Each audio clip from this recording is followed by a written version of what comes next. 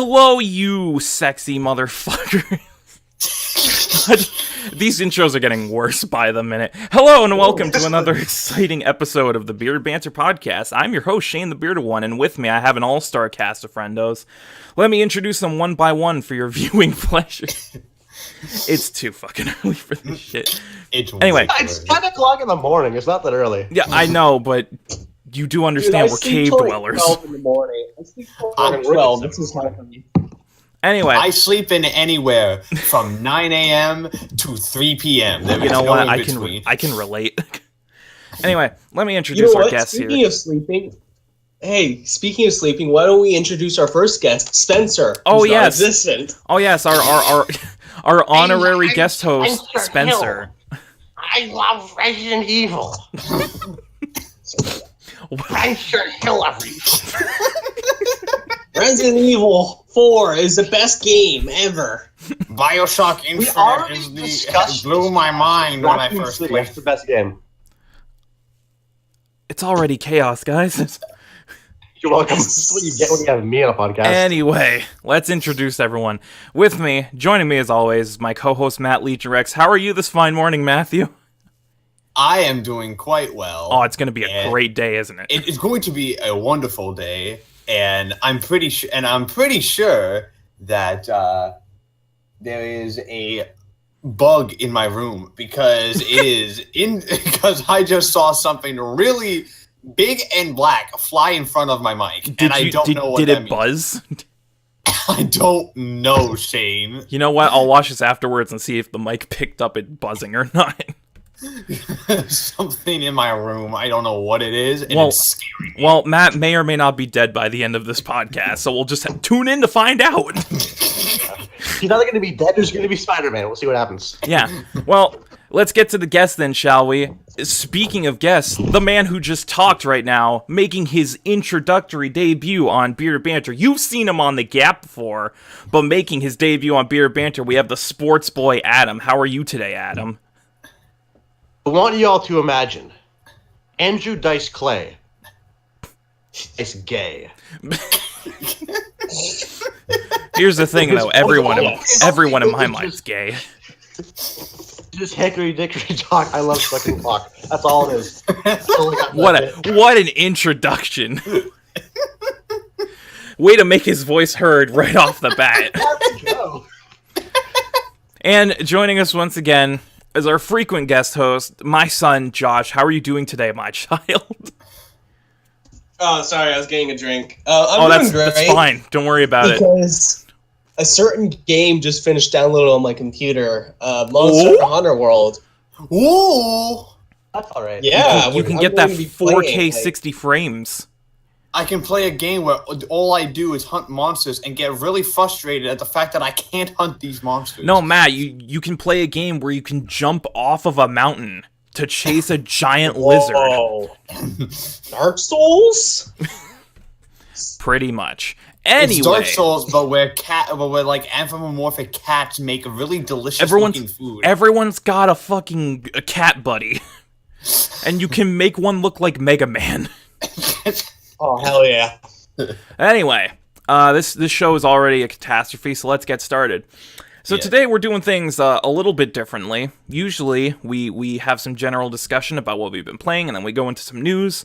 But much like the last episode, we're doing a topic podcast today. But today is a very special topic because we're going to be talking about our own personal top 10 favorite games of all time, which is a podcast that I've wanted to do for a long time, but just never got around to it. Today's the day, since we have our all-star squad joining us here today. We each have our personal top 10 list of our 10 favorite games of all time, and we're going to be talking about that.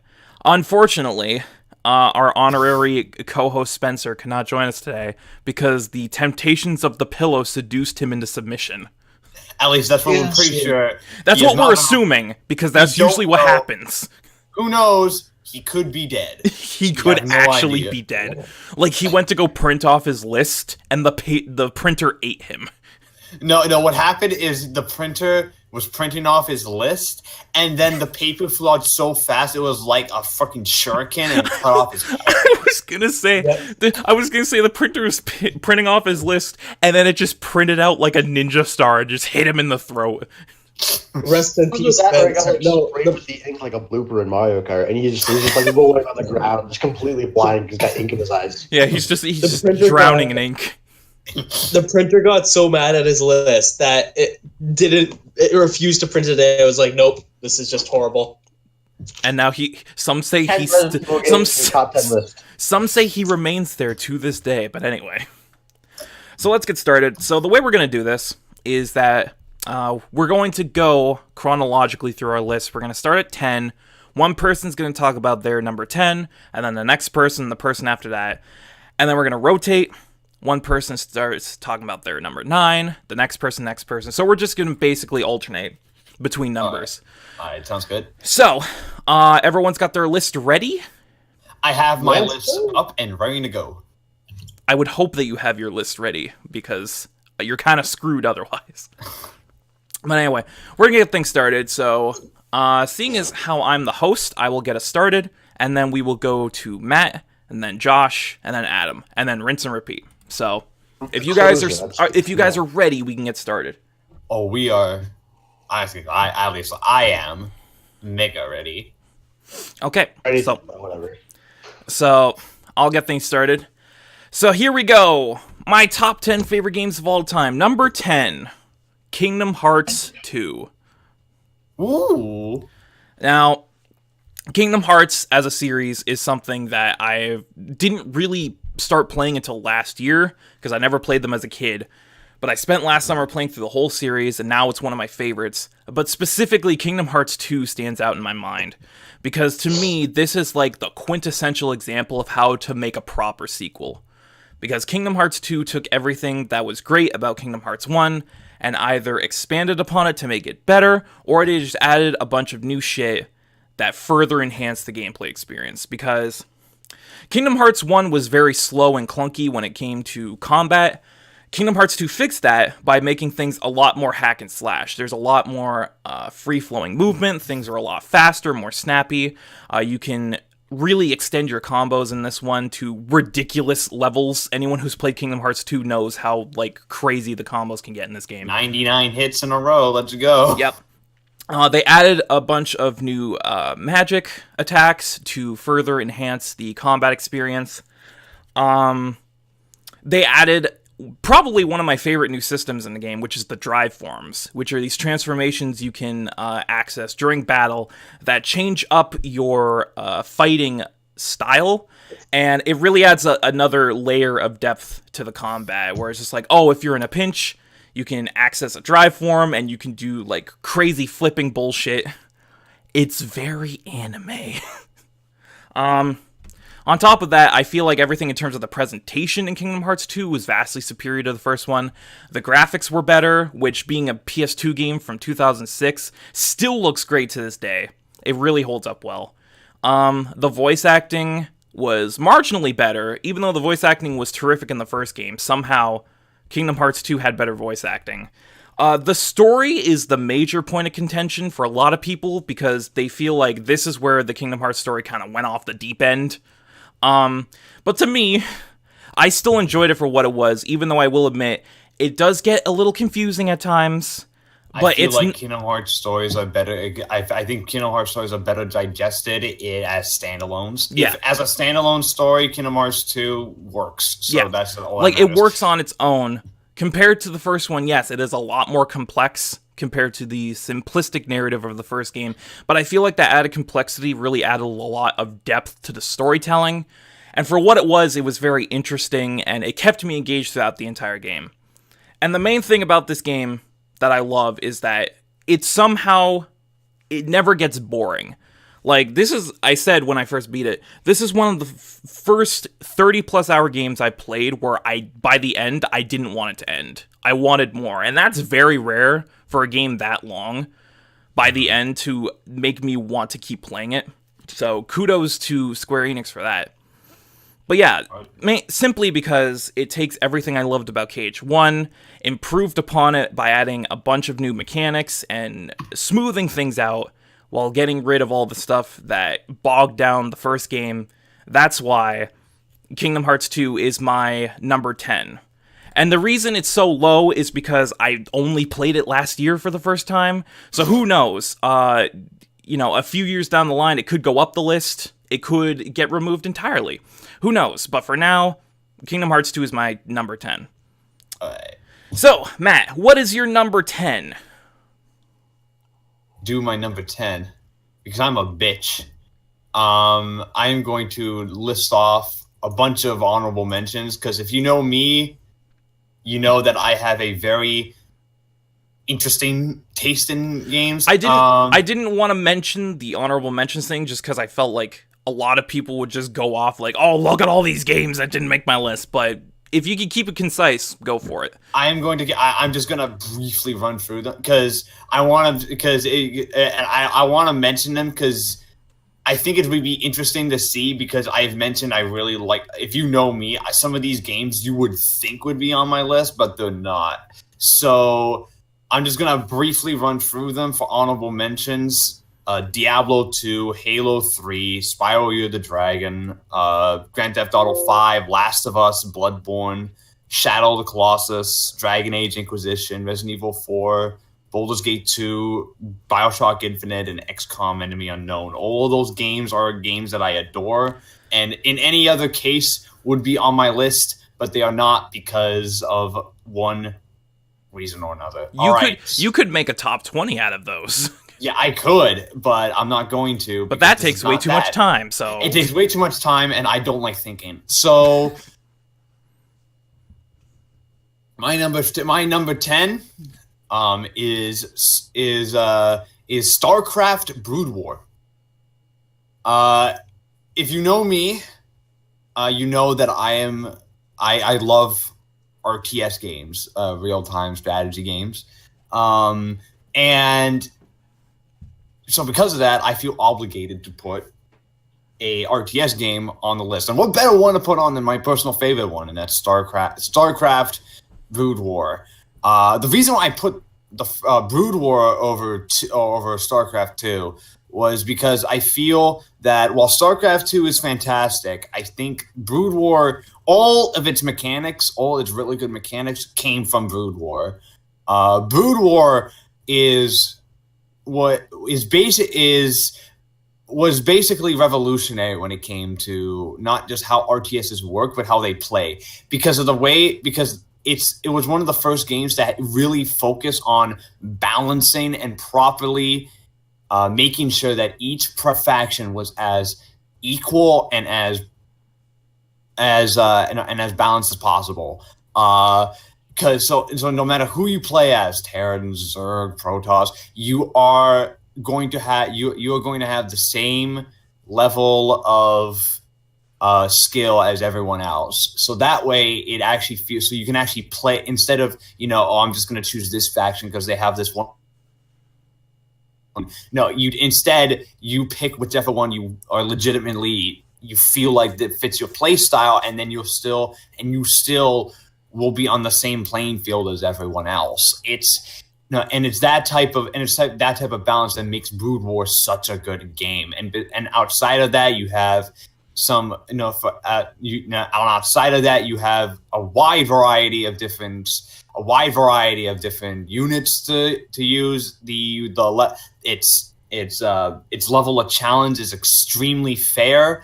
If you lose something, it's usually because of some obvious reason that you fucked up or something happened, and the game allows you to fix that and allow you to change and allow you to really play into allowing yourself to fix that and making yourself a better player because of that. It promotes the idea that it promotes skill and challenge, and I really like games that do that in a natural way, and it does that. at the same time, the game is routinely one of the most addicting things I've ever played. I'm pretty sure I have to go to. I'm pretty sure I would have to go to that if I played it anymore, I would have to go to rehab, and that's usually a sign that I love a game. So no. So to me, it is the quintessential RTS to pick up. Even if you're not an RTS fan, I implore people to play at least the first StarCraft, because it is such a landmark. Not just a landmark game, but it has held the test of time for the past, I want to know, 2 decades. So I highly recommend everyone check it out, and it's my number 10. Lovely. Damn. Now, let's move on to Josh. Josh, what is your number 10?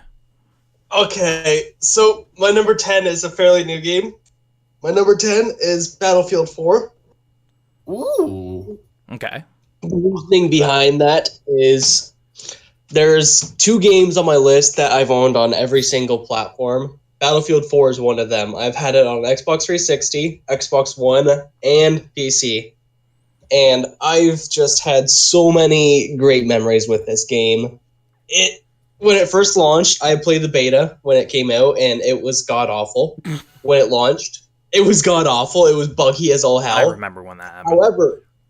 However, the one thing I absolutely appreciate is the fact that DICE kept at it. The development team for Battlefield 4 didn't just go like, okay, well, the game's fucked, let's drop it. They kept working on it for...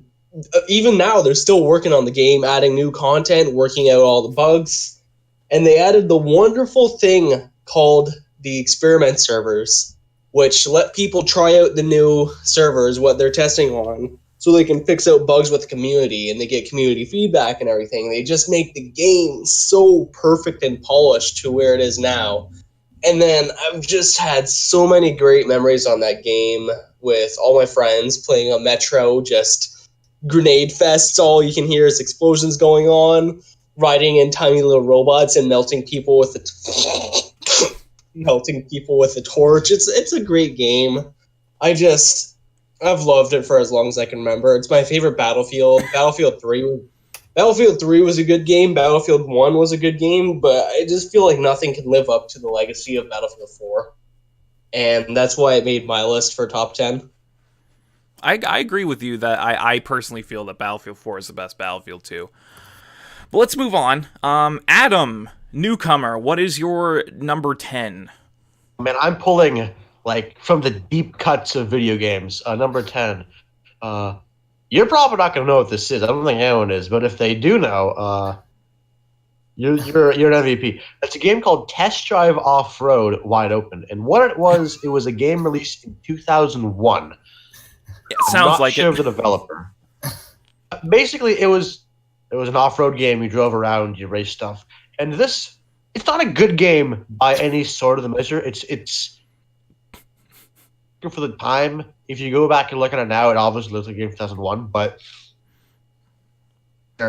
it's because it was the first game I ever played, and like the first game that 5-year-old me put like a lot of time into.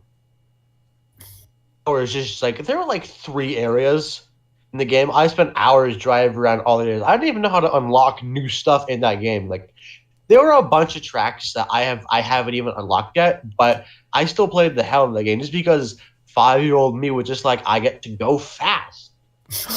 I didn't even care about it. That's why I just wanted to drive and do the jumps and actually it was fun. Like obviously when I look back on it now, it's not, a very good game, but 5-year-old me didn't care. 5-year-old me was like, I want to drive the trucks.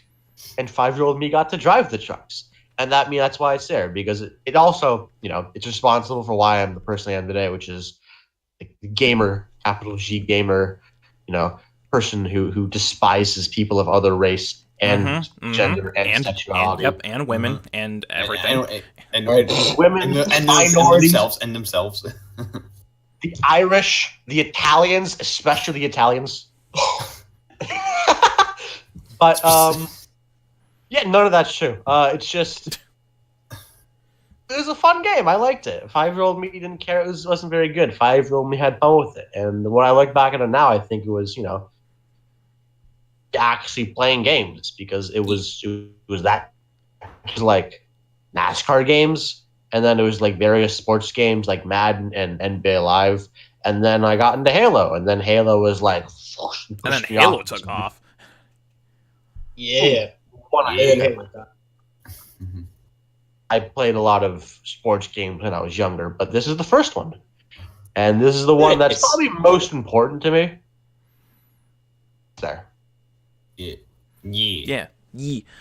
Well, that's a thing. Like, you can have a game on your list that's not good by today's standards, but it has like a special place in your heart, which I'm sure more than one of us have one of those entries. But anyway, moving on. Back to me. My number 9, going to number 9 now, is Banjo-Kazooie for the N64. Yeah, not Banjo-Tooie? I'll explain that. Banjo-Kazooie to me was like the quintessential 3D platformer of the N64. I've always argued that Banjo-Kazooie was better than Mario 64 in like almost every way imaginable. Banjo-Kazooie for the time controlled beautifully, and it still does to this day. It has great controls, very responsive. It had a lot of imagination behind it. You could tell that the people at Rare put their heart and soul into making this game unique, and it really shows in like every facet. Because what other game do you have a bear and his bird companion who lives in his backpack go and fight a witch in a tower that has a bunch of portals to other worlds in it? Honestly, I can't think of anything. Exactly. I agree with you. That game is awesome. I remember playing it when I was a kid and had it on my 64. And that's one of the big reasons why it's still on my list to this day is the charm of Banjo-Kazooie. Because this game has so much charm, it's infectious. And that's part of the reason why I picked the first one over the second one, but I'll get to that in a minute. The gameplay in Banjo-Kazooie is so tight. It's very responsive. It's extremely fun. They put a lot of creativity into Banjo's moveset. There's a lot of different things you can do. The worlds in Banjo-Kazooie are still some of the most memorable platforming worlds to this day. Like, I can still very vividly remember all of the worlds in this game. They all stand out. Just to me, my opinion, it was the best platformer of the N64 era. It basically beat out Mario 64 in every way by being a better developed game, a better controlling game, and it had a lot more charm. And the reason I picked the first one over Banjo-Tooie is because, honestly, I think that Banjo-Kazooie is the better game. Because... You shut up over there! Because... I don't know, I just felt like it was a better game in general, because I know that they were going for a darker, more serious tone with Tooie, but I feel like a lot of the appeal of Banjo was its cartoonish charm. So, don't get me wrong, Banjo-Tooie is a fantastic game, and I still love that one, but to me, the first one outdid it, because it had a lot more charm, which is a lot of the driving a lot of the drive in Banjo is its charm, and I felt like the world itself was a lot more memorable, which made it a lot more fun to explore. Like I said, Tooie is still a fantastic game and I love it, but I've always preferred Banjo-Kazooie, so that's why it's my number 9. Nice. So anyway, moving on. Matt, what is your number 9? My number 9 might be one of my favorite finales to any game franchise ever, and that's Uncharted 4: A Thief's End. The Uncharted games mean a lot. The Uncharted games mean a lot to me. I think that one, they were one of the first games I played on the PS3. Mm-hmm. And I think for most people actually they were that. But so I have kind of seen the evolution of Uncharted as Uncharted has gone through like from what the first game was, which was basically Indiana Jones but in a game, to to what it is now, which is basically one of the most cinematic engaging, compelling narratives in all of gaming, while also having stellar action adventure gameplay. And Uncharted 4 is the pinnacle. Is the pinnacle of that. Not only does it have I think everyone could agree, the best gameplay of the entire series, like hands down. Like it's the way what it did to like evolve the series is nothing short of great, and also the whole stealth and all the stealth mechanics in it work wonderfully. And the more and while it's not completely open world, there's more like this the environments are far more expansive, and there's a lot more detail and stuff to do, and it's really great. And there's a ton of different ways to approach each area too. Yeah, it gives you a lot of options. Yeah, that's what I love, and that's what I love about it. And then and the puzzles are genuine, and the puzzles are genuinely great. Like there's really great puzzles in this. And of course, the gunplay is the best it's ever been. It's fluid, it's precise, and at the same time, but it never feels too much like a chore, and it's great. But the real meat of Uncharted has always been its narrative, and oh boy, Uncharted 4's storytelling is nothing short of fucking stellar. It will make you cry. It made me cry, and that's probably why it's on this list. Is because Uncharted 4 made me cry like a bitch, and it's the perfect example of when people tell me like games can't have good stories. Yeah, bull fucking shit. Play Uncharted 4, because Uncharted 4's story is genuinely great, and it continues the franchise tradition of, well, just Naughty Dog tradition at this point of having a game that feels genuinely cinematic and genuinely like you're basically playing through a big blockbuster film, while at the same time having the same like level of care and attention to detail that they've always had in their games ever since even the days of Crash Bandicoot. And it's it's that reason why I think Uncharted 4 still remains Naughty Dog's best game, and at least until Last of Us Part 2 is going to remain their best game. That could change very, very soon. But hey, you never know, Wes. 2 might still flop. No, I doubt it. I very much doubt it. But I doubt it. Like reputation, it's really hard. That you have to be like mindful of. Yeah, I know. I very much doubt it, but at the same time, at least right now, Uncharted 4 remains my favorite game of theirs, and a perfect pick for my number 9 spot. I would argue, in my opinion, that The Last of Us is Naughty Dog's best game. It was so close, dude. It was so close. I will agree with you that Uncharted 4 is just extremely high caliber. Yeah, it's so close. It was so close, dude. It was so close. But here's the thing. I've never played any of them, because I never had a PS3 growing up. Borrow Spencer's because he's not using it. But anyway, let's move on. Speaking of Josh, hi Josh, what's your number 9? This is a game that recently, just like really recently, snuck itself onto my list. And if you look on Discord, it's the game I'm playing currently. Ooh! That game is Team Fortress 2. I said Team Fortress 2. You son of a bitch, it's Team Fortress 2. This game, I'm sorry, but this game, after revisiting it, is such a modern classic. It's 10 years old, and it's still one of the best first-person team-based shooters out there. The art style is absolutely awesome. The gameplay is solid as hell. The community is still very alive and breathing. I think there's like 90,000 concurrent players daily for a 10-year-old game. You know what? You don't see that for a lot of older COD games, so that's actually a really good achievement. That should tell you about the quality of it. Since it's so old and it's running on the Source engine, everyone can play it. It's an easy-to-run game. It's so... Well, actually, some people are very harsh to newcomers, but you can still easily hop on and play it. It's got such a great charm. Like, you can...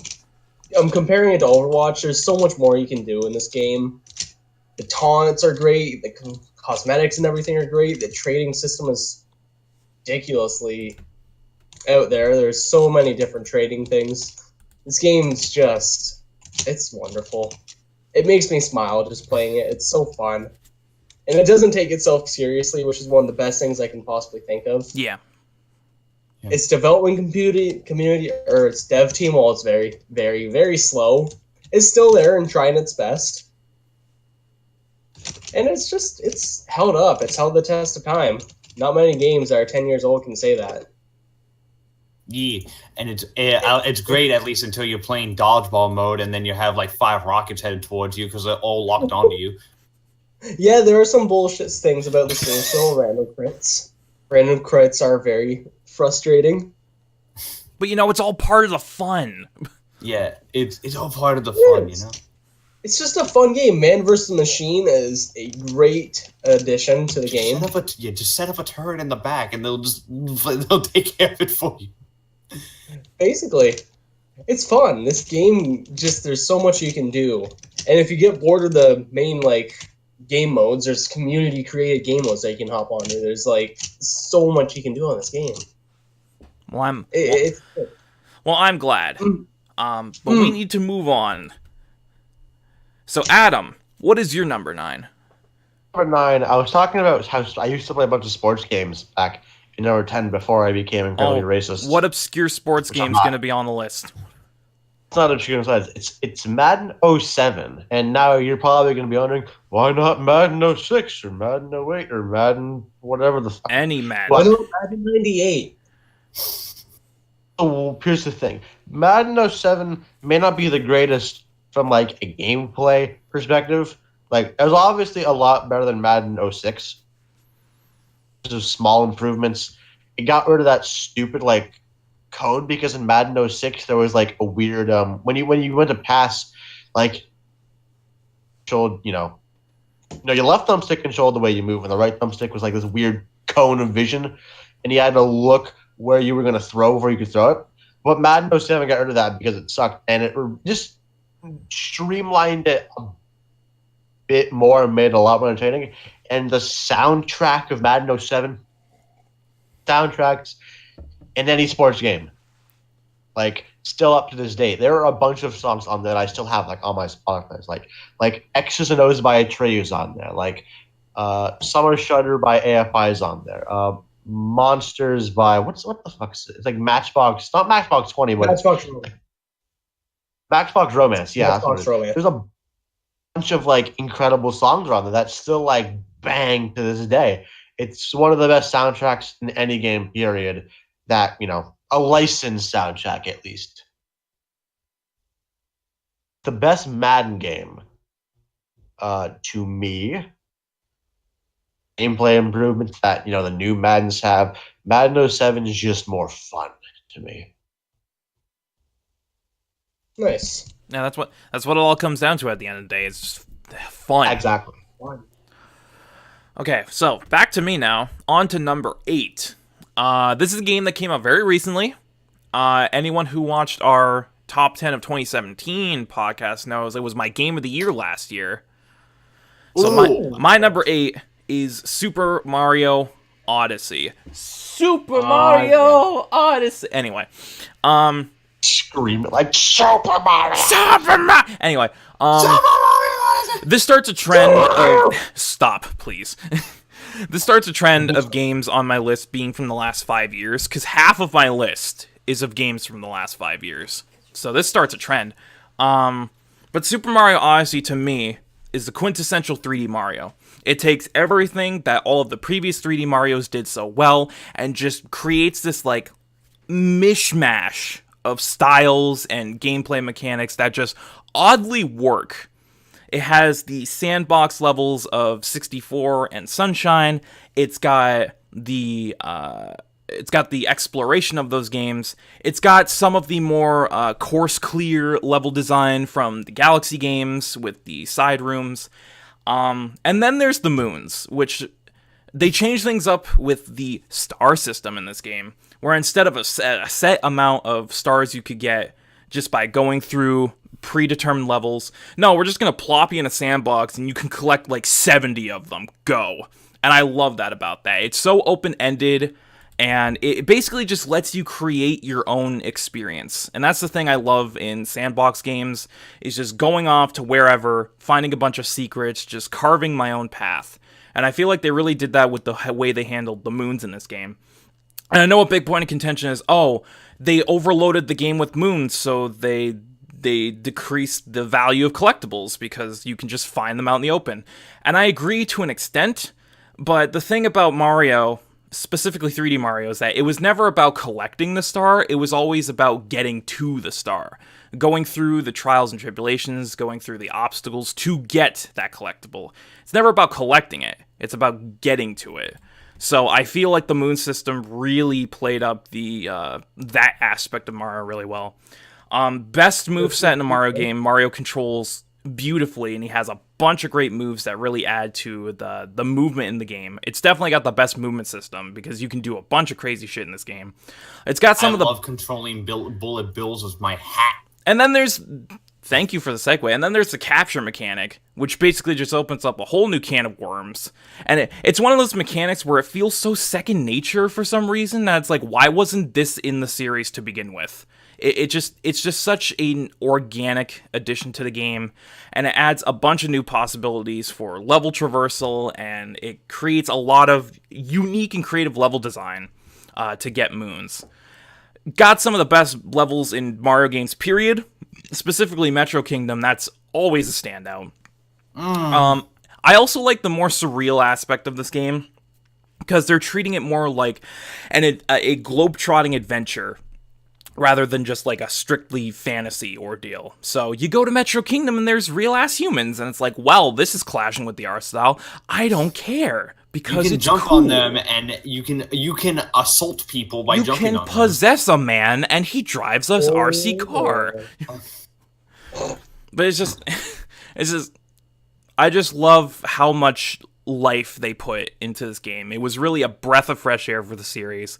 It took everything that made 3D Mario such a joy to play before, mashed it all together into this huge love letter to the Mario series, and then added new mechanics that just enhance that further. So, even though it is recent, it blew me away throughout my entire playthrough. So, Mario Odyssey, easily my number 8. I replaced the previous number 8 on my list with this, which was Mario Galaxy, my previous favorite 3D Mario. But I felt like Odyssey just did everything so much better than all the rest that I had to replace Galaxy. As much as I love that game, yeah. Odyssey is the new king of 3D Mario, so that's why it's my number 8. Now let's move on. Matt, what is your number 8? My number 8 might be my favorite Metroidvania game of all time, and that is Castlevania Symphony of the Night. For the PlayStation 1. For the PlayStation 1 with its flashing ideals here, buddy. No, with its stellar voice acting. What is a man? A miserable little pile of secrets. Secrets. Come at me. And it's so over the top. You can't help but love it. Guys, Luigi is dead. Luigi died, dude. Rest Luigi's murdered.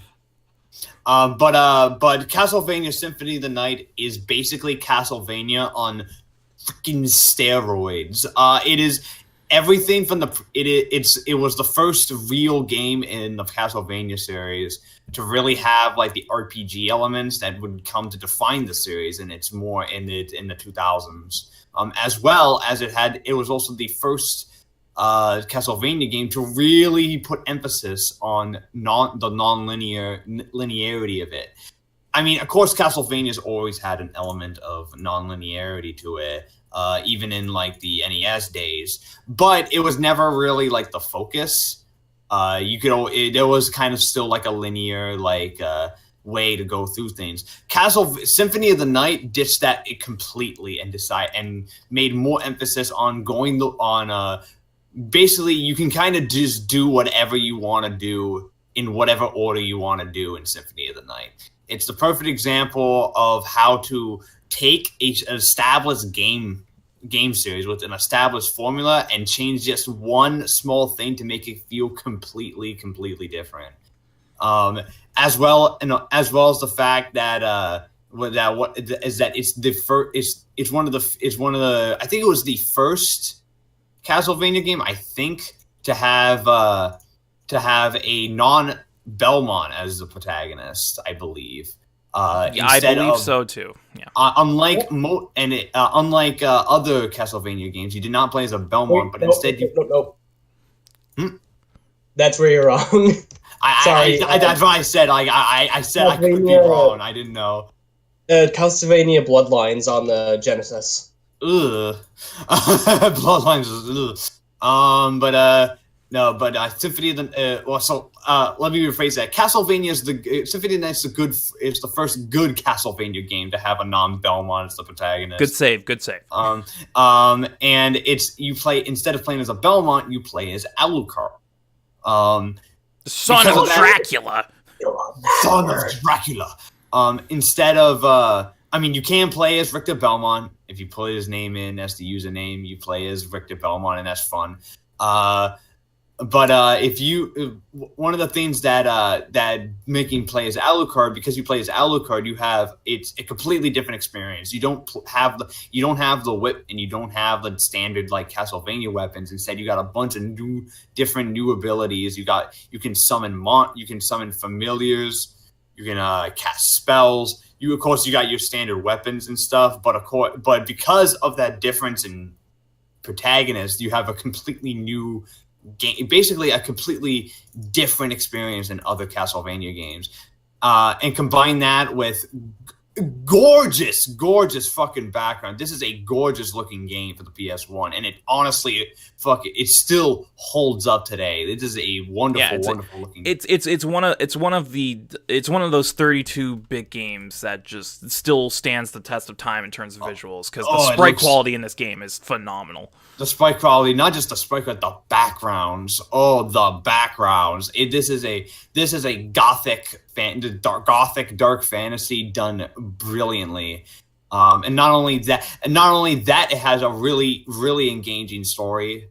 And at the same time, Castlevania's always had good stories. I think for me though, Symphony of the Night was the first Castlevania game to really have like a really good story.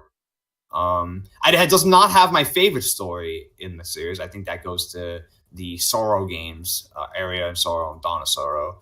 But Symphony of the Night, just overall, is my favorite Castlevania game, just due to how much it changed up the series, as well as the fact that everything it does amazing. It does perfectly. So that is why Castlevania Symphony of the Night is my number 8. Alrighty, good choice too, because that's one of those games up there with like Mega Man X4 for me. That's just like the quintessential 32-bit sprite game for like the PS1 era. It's just top tier.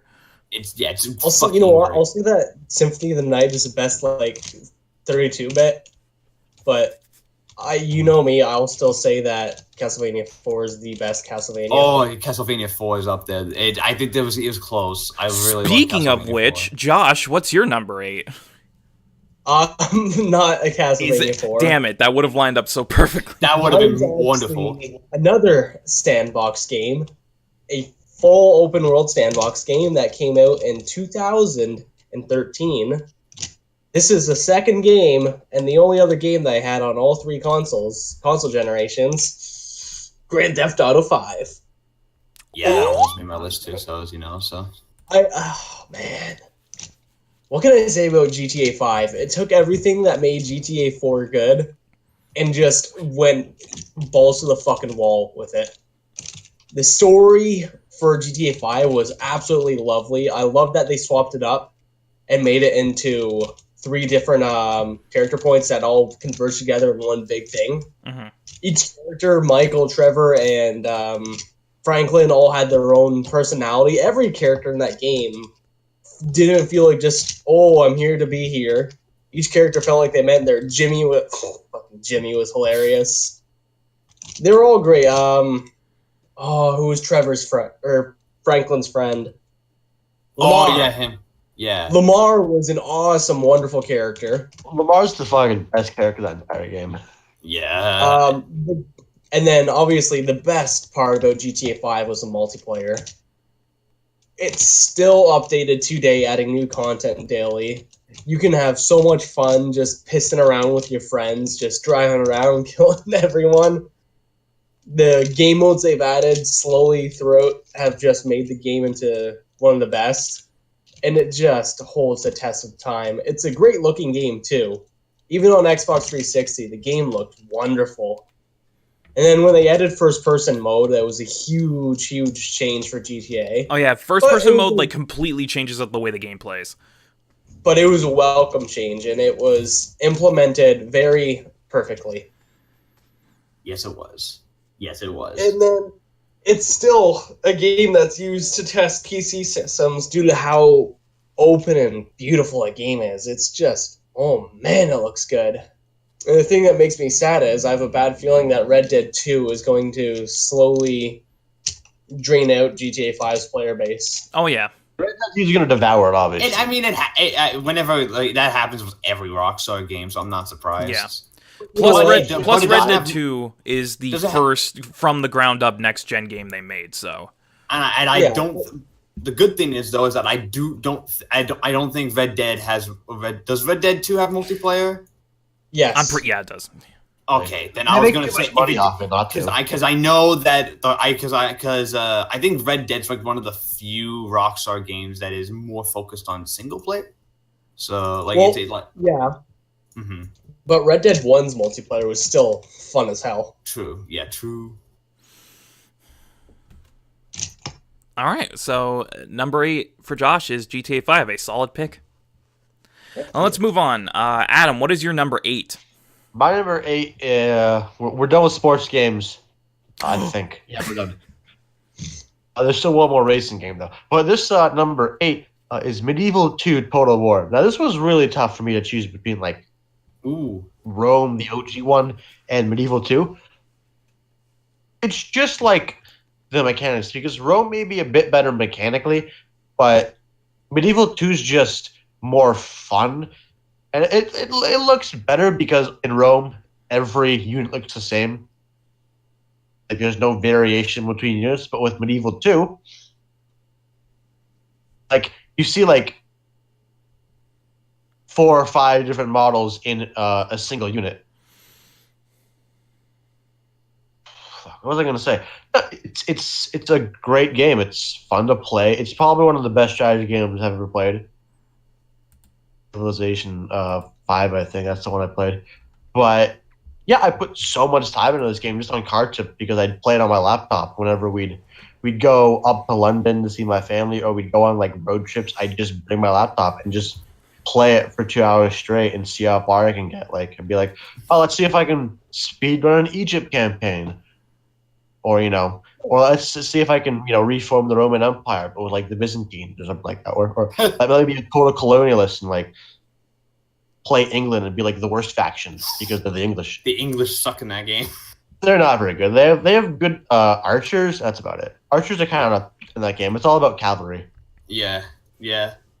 So if you're gonna do that, play as a freaking player. I usually I like Egypt a lot, so that's usually about so they're pretty good. But one of the better factions because they don't have to deal with the Pope and his nonsense. You can just do what you want. But Egypt's good if you want to deal with the Pope. France is a really good faction, as is the whole Roman Empire. They're really good, and Spain's really good, especially in the later stages. Spain and France just destroy in those stages. Such ridiculously good cavalry, and like the Spanish have the musketeers, and they just destroy every other ranged unit out there. It's such a deep game. You could probably play. You could play it for like 1,000 hours and still do new things, just because how open-ended it is. That's my number 8. There you go. Lovely. Anyway, back to me. We're on number 7 now. So, my number 7 is a game I hold very near and dear to my heart. Borderlands 2. Ooh. Now, I have a weird history with Borderlands. I never played the first one when it came out. I borrowed my friend's copy in the summer of 2012, right before Borderlands 2 came out. Played it for like 2 days, and I loved everything about it. So while I was still borrowing his copy, I went out and bought my own just so I could have it, and then kept playing it. I was obsessed with that game. So when I found out about Borderlands 2 coming out that same year, I was like, man, gotta get it. I got it not too long after it came out, and I was hooked. Like, when you talk about like good sequels, this is a prime example of a good sequel, because Yes. it basically made the first Borderlands irrelevant. Like, I can't even go back to play Borderlands 1 at this point, because Borderlands 2 is such a better game in every way possible. The graphics got a huge boost. It's got a lot of great characters, even more so than the first game. And I will always argue that Handsome Jack is one of the best villains in modern gaming, period. Because he, as a character, is freaking phenomenal. Also, fun fact, something I learned very recently, he's voiced by Damian Clark. Yeah, he's I voiced did not by know Cell. that until like 2 weeks ago. He's voiced by Exactly. Cell. He's voiced So by what- Cell. Oh. So I when know, Handsome weird. Jack is insulting you, just imagine it in Cell's voice. And it makes it even better. But yeah, everything about this game is phenomenal. The quest structure, I love going to the quest board and finding my side quests. The loot system's even better in this game. They added a ton more loot than the first game somehow, which the first one already had like a crazy amount of loot. The class, Bajillion guns. yeah, the class system was overall better. It had a lot more interesting classes to play with a lot better moves and upgrades. The story is great. Surprisingly emotional story for being as stupid of a game as it is. It tugs on the heartstrings every now and then, but they balance it out with the humor. Borderlands is known for its humor, and this game is fucking hilarious. Like, I will argue this is one of the best written games of the last 5-10 years, just because all the humor is phenomenal. All the jokes hit more than they miss, and every character gets a chance to shine. Every character has a great moment to stand out. The gunplay is as good as it's ever been, the best in the series bar none, because it's incredibly snappy and fast-paced, but at the same time, it's very weighty. You feel the weight behind the weapons.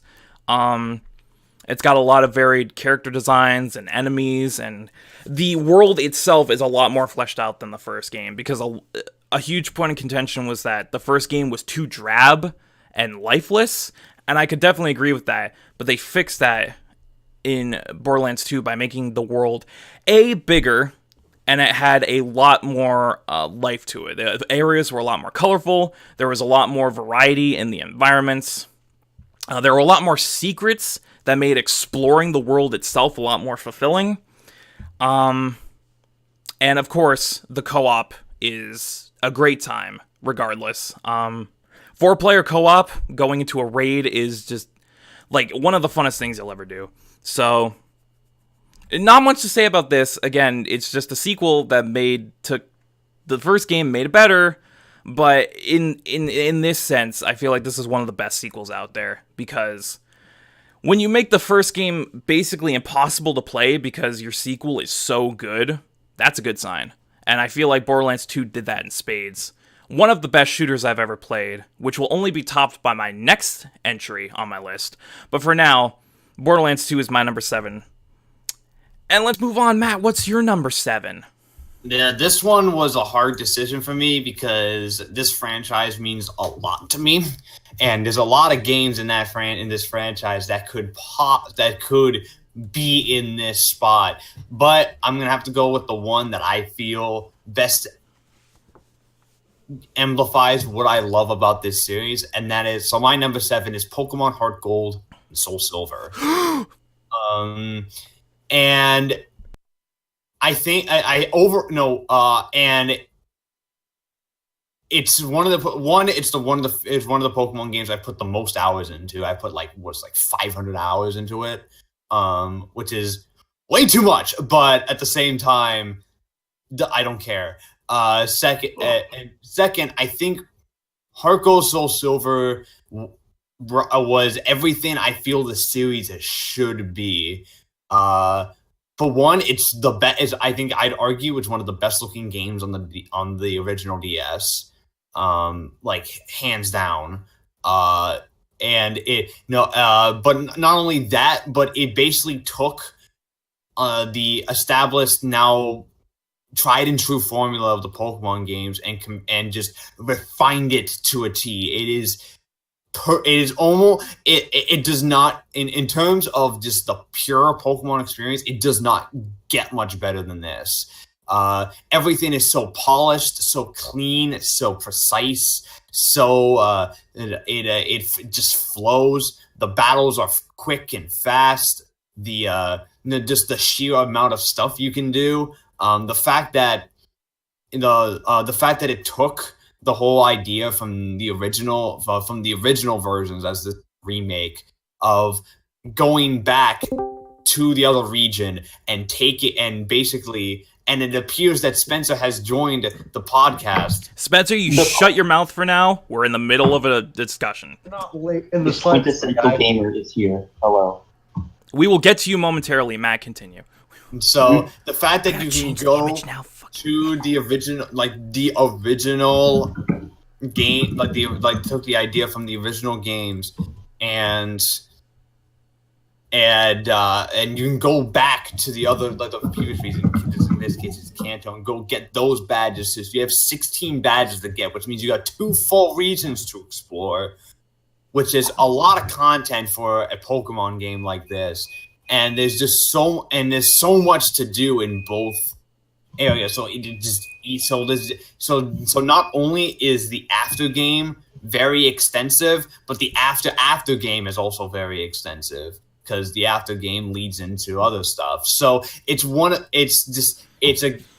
Pokemon has always thrived on just how much you can play it, and with Heart Gold Soul Silver, you can just do so much. And not only that, you also got the whole walking like your Pokemon walks with you mechanic, which they took from Pokemon Yellow, but they just expanded on it. No longer is it just Pikachu; it's literally any Pokemon you want, which means that it's very funny when you're walking around with like a legendary. So you're walking around and there's a freaking Groudon that's fucking following you around like a little, just like a little pet, and it's the funniest thing I've ever seen in my life. But it's also but at the same time, it's just that it's that type of immersion that you want to get like this.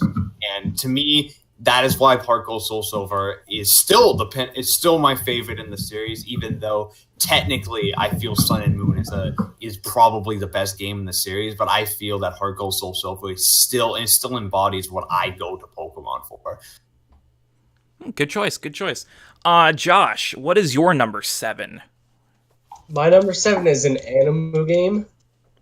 It's the one that introduced me to the battle arena type of games. Oh, okay. I think I know which one it is. Naruto Shippuden Ultimate Ninja Storm 4. Plus Road to Boruto. Yeah, plus Naruto's dad. Yes. Plus Road to Naruto's dad, yes. Anyways, yeah, Ultimate Ninja Storm 4 is awesome. It is probably the best Naruto battle arena anime game.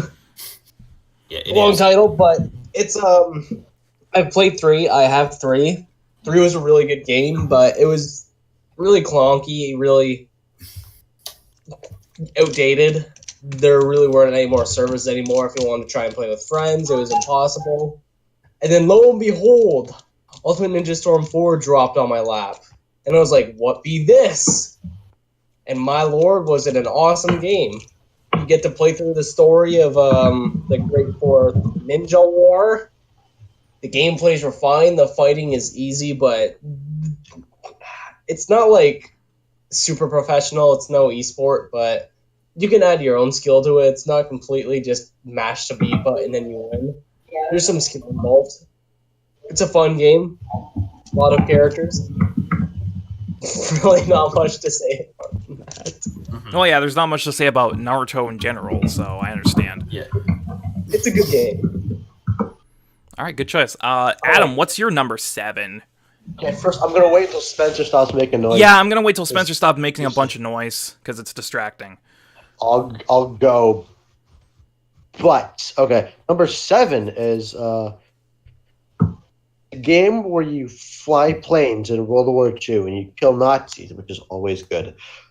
Blazing Angels 2: Secret Missions of World War II. It's What? it's what a lot of people. So basically, combine like James Bond stuff. Is like the the third mission, I think.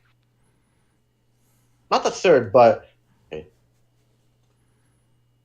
you're in Egypt and you get to shoot down like a Nazi Zeppelin. Like you're like in missions, you're like in Italy sinking ships. You're doing stuff. It's definitely arcadey. It's not meant to be realistic. Like the big final boss, I don't want to spoil it, but it's a flying plane with Tesla coils. Like the big action set pieces, you have to destroy like a big Tesla coil facility. That and they're sounds EMP incredible. and you have to like get above the cloud layer when the Tesla coils charge, or else you get like destroyed. It's a fun game. It's not amazing by any standard, but it's probably flying games I've ever played because you can compare it like to something like Ace Combat or even Tom Clancy's Hawks. Those games are all modern, and you're just pressing buttons like 2,000 meters, and like, all right, this is whatever. But with that, you're in people's face. Like maximum range on a weapon in using it just it's like, I think it's one of like the laser, not the lasers, but there's no lasers, but it's one of like the guided rockets. It's only like I think your machine guns have like a maximum range of only whatever the measurement is, but it's definitely a lot more personal because than other games do, because you're in like other people's faces. And it's also a really fun story. It's not a great story, but like surprisingly good for what it was. Mission where one of your co-pilots gets shot down and you have to like rescue him from like a POW ship. Like, obviously there's like, being Nazi. You have to like shoot down a Nazi defector who is like a love interest of like one of the characters, and then you realize that the Nazi defector is like, oh, they're a good guy now. It's James Bondy because there's a lot of twists and turns, and there's obviously ridiculous weapons. But yeah, it's basically James Bond With combined Nazis. It's a spy game that's combined with like actual just like it's really fun. I recommend it came out in 2009, I think. I recommend everyone with a 360 who likes playing games to buy it and play it. It's really fun. Wow, that's like the bottom of the barrel of hidden 360 games, because I've never heard of that before. It's not that hidden. I think it sold halfway decently for a not very well promoted game. I saw it get reviewed on Reviews on the Run. If anyone remembers that show. Oh I God! remember the run. Oh God! That's old. That's old as Yeah, shit. I saw it there. It was like being compared to Ace Combat, and I was like, oh, that World War II game looks like a lot of fun. Is Hey, G4 my even friend- still a thing? No. like City TV or something like that? But I was like, oh, I'll go rent it from Blockbuster because Blockbuster was still around. Oh back God, then. Blockbuster! Damn it! I feel old now. Yep, me too. Whenever anybody mentions Blockbuster, I get kind of sad because I'm like, man, fuck you, Netflix. Doing themselves. They could have bought. Fuck you, Netflix, for having a convenient way to watch all of my favorite movies in one go without having to leave my couch. Listen, if I don't get haggled by a Only 24-year-old man $12 a who's month. sick and tired of his job, then what's the point of going outside? Speaking of Spencer, hi Spencer. Hi. Welcome to the show. You got some sorry. You got some I have catching up to forced do. errands. You got some catching up to do. I You do. got to You guys list are on your game. 7? You got to list your games 10 through 7 right now. Keep it concise because we're wasting enough time as it is. So go. Okay, fine. Number 10 is Rhythm Heaven Fever, aka Beat the Beat Paradise Rhythm by Nintendo, released in 2012.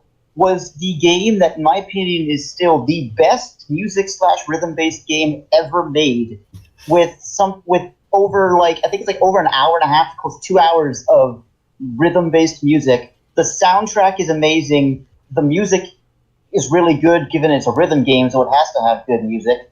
And overall, for being the third installment, it really kind of makes the Wii it really uses the Wii's kind of gimmicks and stuff like that, like the motion controls and stuff like that, and the waggle and all that, really, really well. And honestly, if you can pick it up, I highly, highly, highly suggest that you do, because it's well worth the time.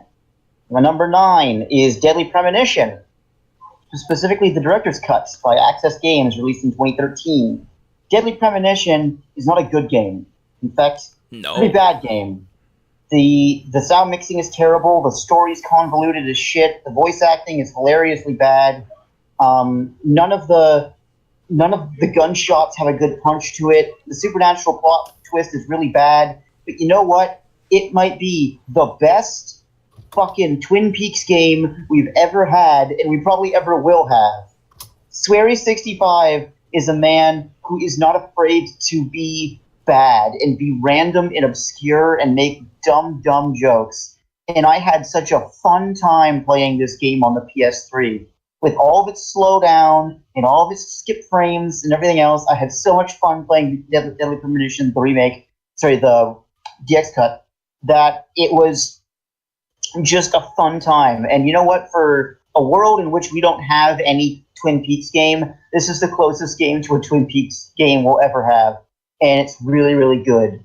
Number 8, Eternal Darkness Sanity's Requiem, Silicon Knights, released in 2002. This is a game that had such interesting concepts, such as the sanity meter and all that, that I honestly couldn't think of anything else to put on my list at some point than this game. Will it ever get a sequel? Probably not, never, because the company's in some serious shit, some legal shit. But Nintendo keeps on redoing the copyright. They're not letting it go. So apparently they must have something planned eventually. By the time I turn 50, I hope to have a new Eternal Darkness game, because the game's actually really fun. The story's really interesting. It's very Lovecrafty, and the sanity effects are really, really cool. And really has a real range of interest to the game.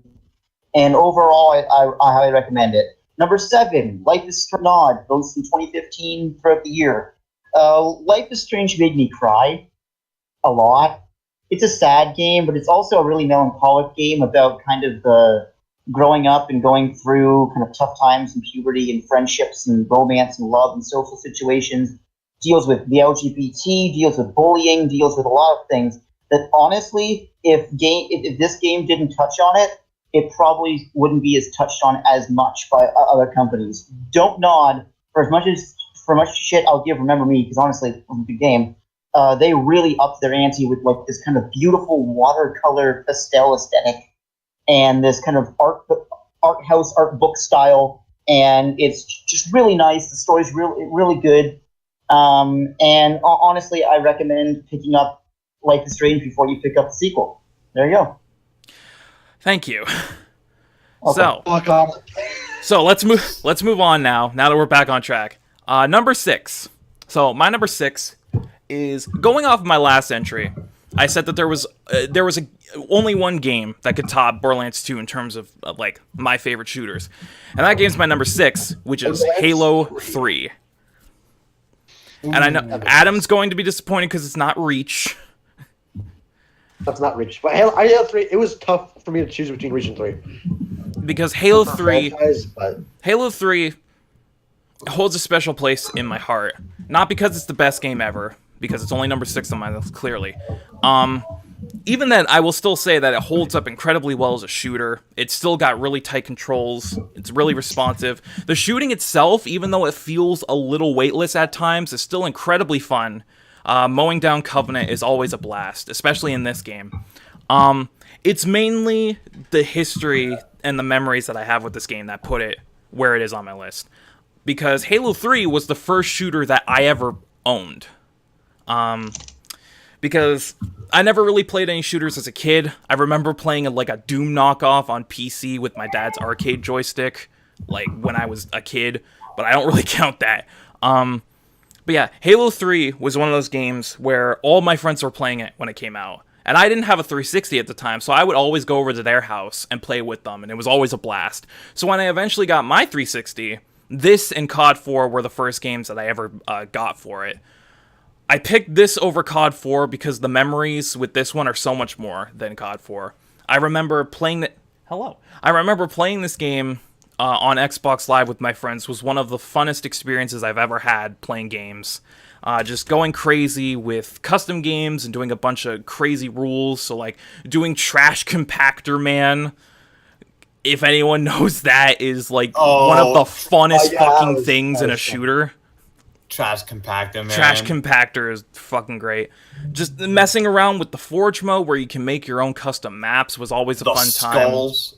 Yeah, finding the skulls in the single player was always a good time. The single player itself, I still feel, is the best campaign that Halo has ever had. I'm a I know a lot of people will argue too. I'd argue four. I mean, it has the best ending level in video game history, but I'd argue 4, but that's the point. A lot of people would argue 2. That's why I mentioned it. But to me, Halo 3 still has the best campaign in the series. It was just such a great wrap-up to the original trilogy in almost every way. The actual level design in the campaign levels was great. All the different difficulty settings were top-notch. Playing this game on Legendary is a bitch. Just like any Halo game, but that challenge is what made me want to go for it. And then the online is just like legendary at this point. Playing this game on Xbox Live, matchmaking, is still, to this day, if you play it in like the Master Chief Collection, it's still one of the funnest experiences I have with shooters. Ball. And that's why Halo 3 is so high up on my list, because it stood the test of time so well that I can still go back to it today and have just as much fun as I did when I was like 13 playing this game with my friends. And to me, that means more than... that means so much to me. So, because of that and the fact that this game is an incredibly solid shooter in its own right, that's why Halo 3 is my number 6. So Matt, what is your number 6? My number 6 is not a Halo game. It is... My number 6 is again another game from a franchise that was really hard for me to pick, but I ended up going for this one because this one is just my thing. It's Legend of Zelda: The Wind Waker. That makes sense. Yeah. Yeah, Wind Waker is my favorite Zelda. Always has been, and so it was hard to pick because it was between this, Ocarina, and Breath of the Wild, but I went with I had to go with Wind Waker. Not only is the art style absolutely gorgeous, this game came out on the GameCube, and this game looks better than some games coming out now. This is and that's all because of a cell shaded art style that homages the classic Zelda look while at the same time looking distinctly modern. So it not only keeps that classic Zelda look, but it's also wonderfully charming. This is a very, very charming game. From just every single frame of it oozes creativity and just love for the series in general. But outside of that, it has the classic Zelda gameplay. Wonderfully solid. It is almost solid. It's easily one of the most solid action adventure games I have ever played. Just the amount of stuff you can do and the amount of different like weapons and different items you get to help you complete the puzzles, which, by the way, the puzzles in this are fantastic. Zelda games have always had probably my favorite puzzles in games, and this probably has some of my favorites.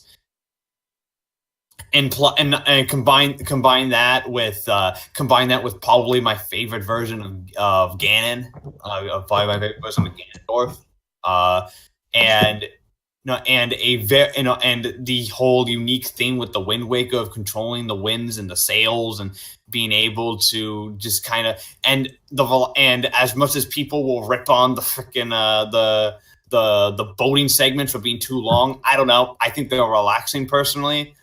They're very tranquil.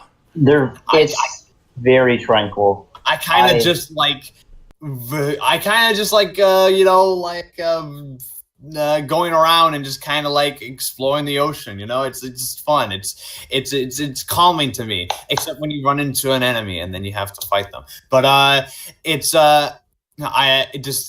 everything about Wind Waker just is perfect to me. Everything about it it just flows really well. It flows like water. It's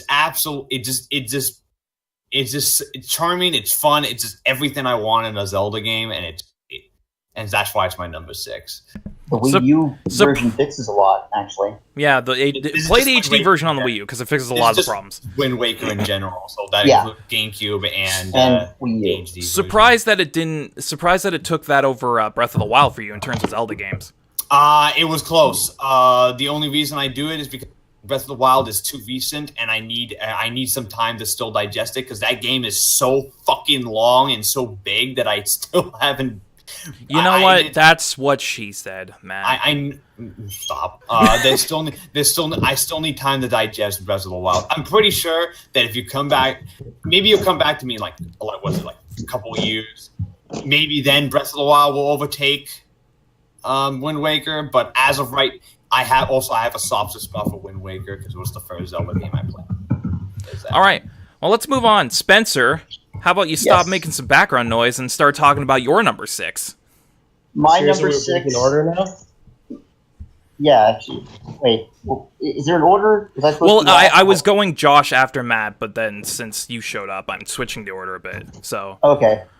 My number 6 game is a relatively recent game. The Evil Within 2. Ooh. Oh, okay. I actually forget the company that developed it. It's Bethesda. Well, it's not Bethesda developing it. Bethesda published it. Well, I'll do publisher then. Bethesda 2000, and I think it was 2017, 2016? 2017. Talk about fixing everything wrong with the first game. The original Evil Within was Resident Evil 4, to put it bluntly. So it was.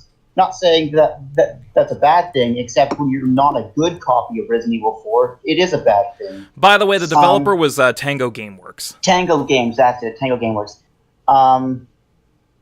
Shout out to Tango, by the way, for being relatively unknown. We didn't do a lot, and then they kind of popped up in many of these games. But Evil Within 1 was interesting. It had an interesting concept. Shinji Mikami really didn't want to do another horror game, but they kind of forced it on him. And it shows. The enemy variety wasn't very interesting. The story was bland and boring. Typical, trapped in an asylum. Oh, but it's in your mind. Ooh. The characters were boring. Nobody really cared. Here's a good tell. Do you know the name of the main character of The Evil Within? Sebastian. What's his last name? I don't remember last name Spencer. You know Sebastian Castellanos. Wow. Yeah. I don't remember it. But you have Sebastian Castellanos, Nicole Kidman, and the guy with glasses that nobody knows. And then Evil Within 2 comes out and fixes everything. The villains are better. The story is better. The combat is better. It has more of a Last of Us crafting system that was technically in the original one, but it's completely revamped and fixed. The music is outstanding. There's enemy variety and differences. There's like it's like they took everything that people said they had a personal problem with in the first game, threw it out the window, and fixed it. They ironed it out. It was a new writer. It was the writer who did the DLC for the original Evil Within. He was American, so shout out to that guy for fixing it a lot. But Evil Within 2 doesn't deserve to be like high on the list, but it deserves something very special because I had so much fun playing this game compared to the first one, and it was genuinely the final boss was really interesting and kind of somber. So that's why it's my number 6 game. All right, good pick, my friend. Now let's move on. Josho, what is your number 6? Anime. My number 6 is the Mom, Get the Camera game, the one and only Call of Duty Modern Warfare 2. Well, he had to move away from his mic to emphasize that. Call of Duty.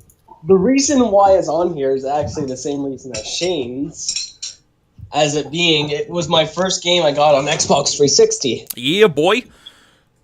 And I have many fond memories playing with it because it's what got my dad in the games, and he would play with me and my brother all the time. And we'd have lots of fun times just being idiots on that game and having lots of fun. It's arguably, in my opinion, the best Call of Duty in the entire series. Agreed. It's not arguably, it is. Yeah, it is. I'll agree. It's not my favorite though. It's got an active player base to date. People still play that game.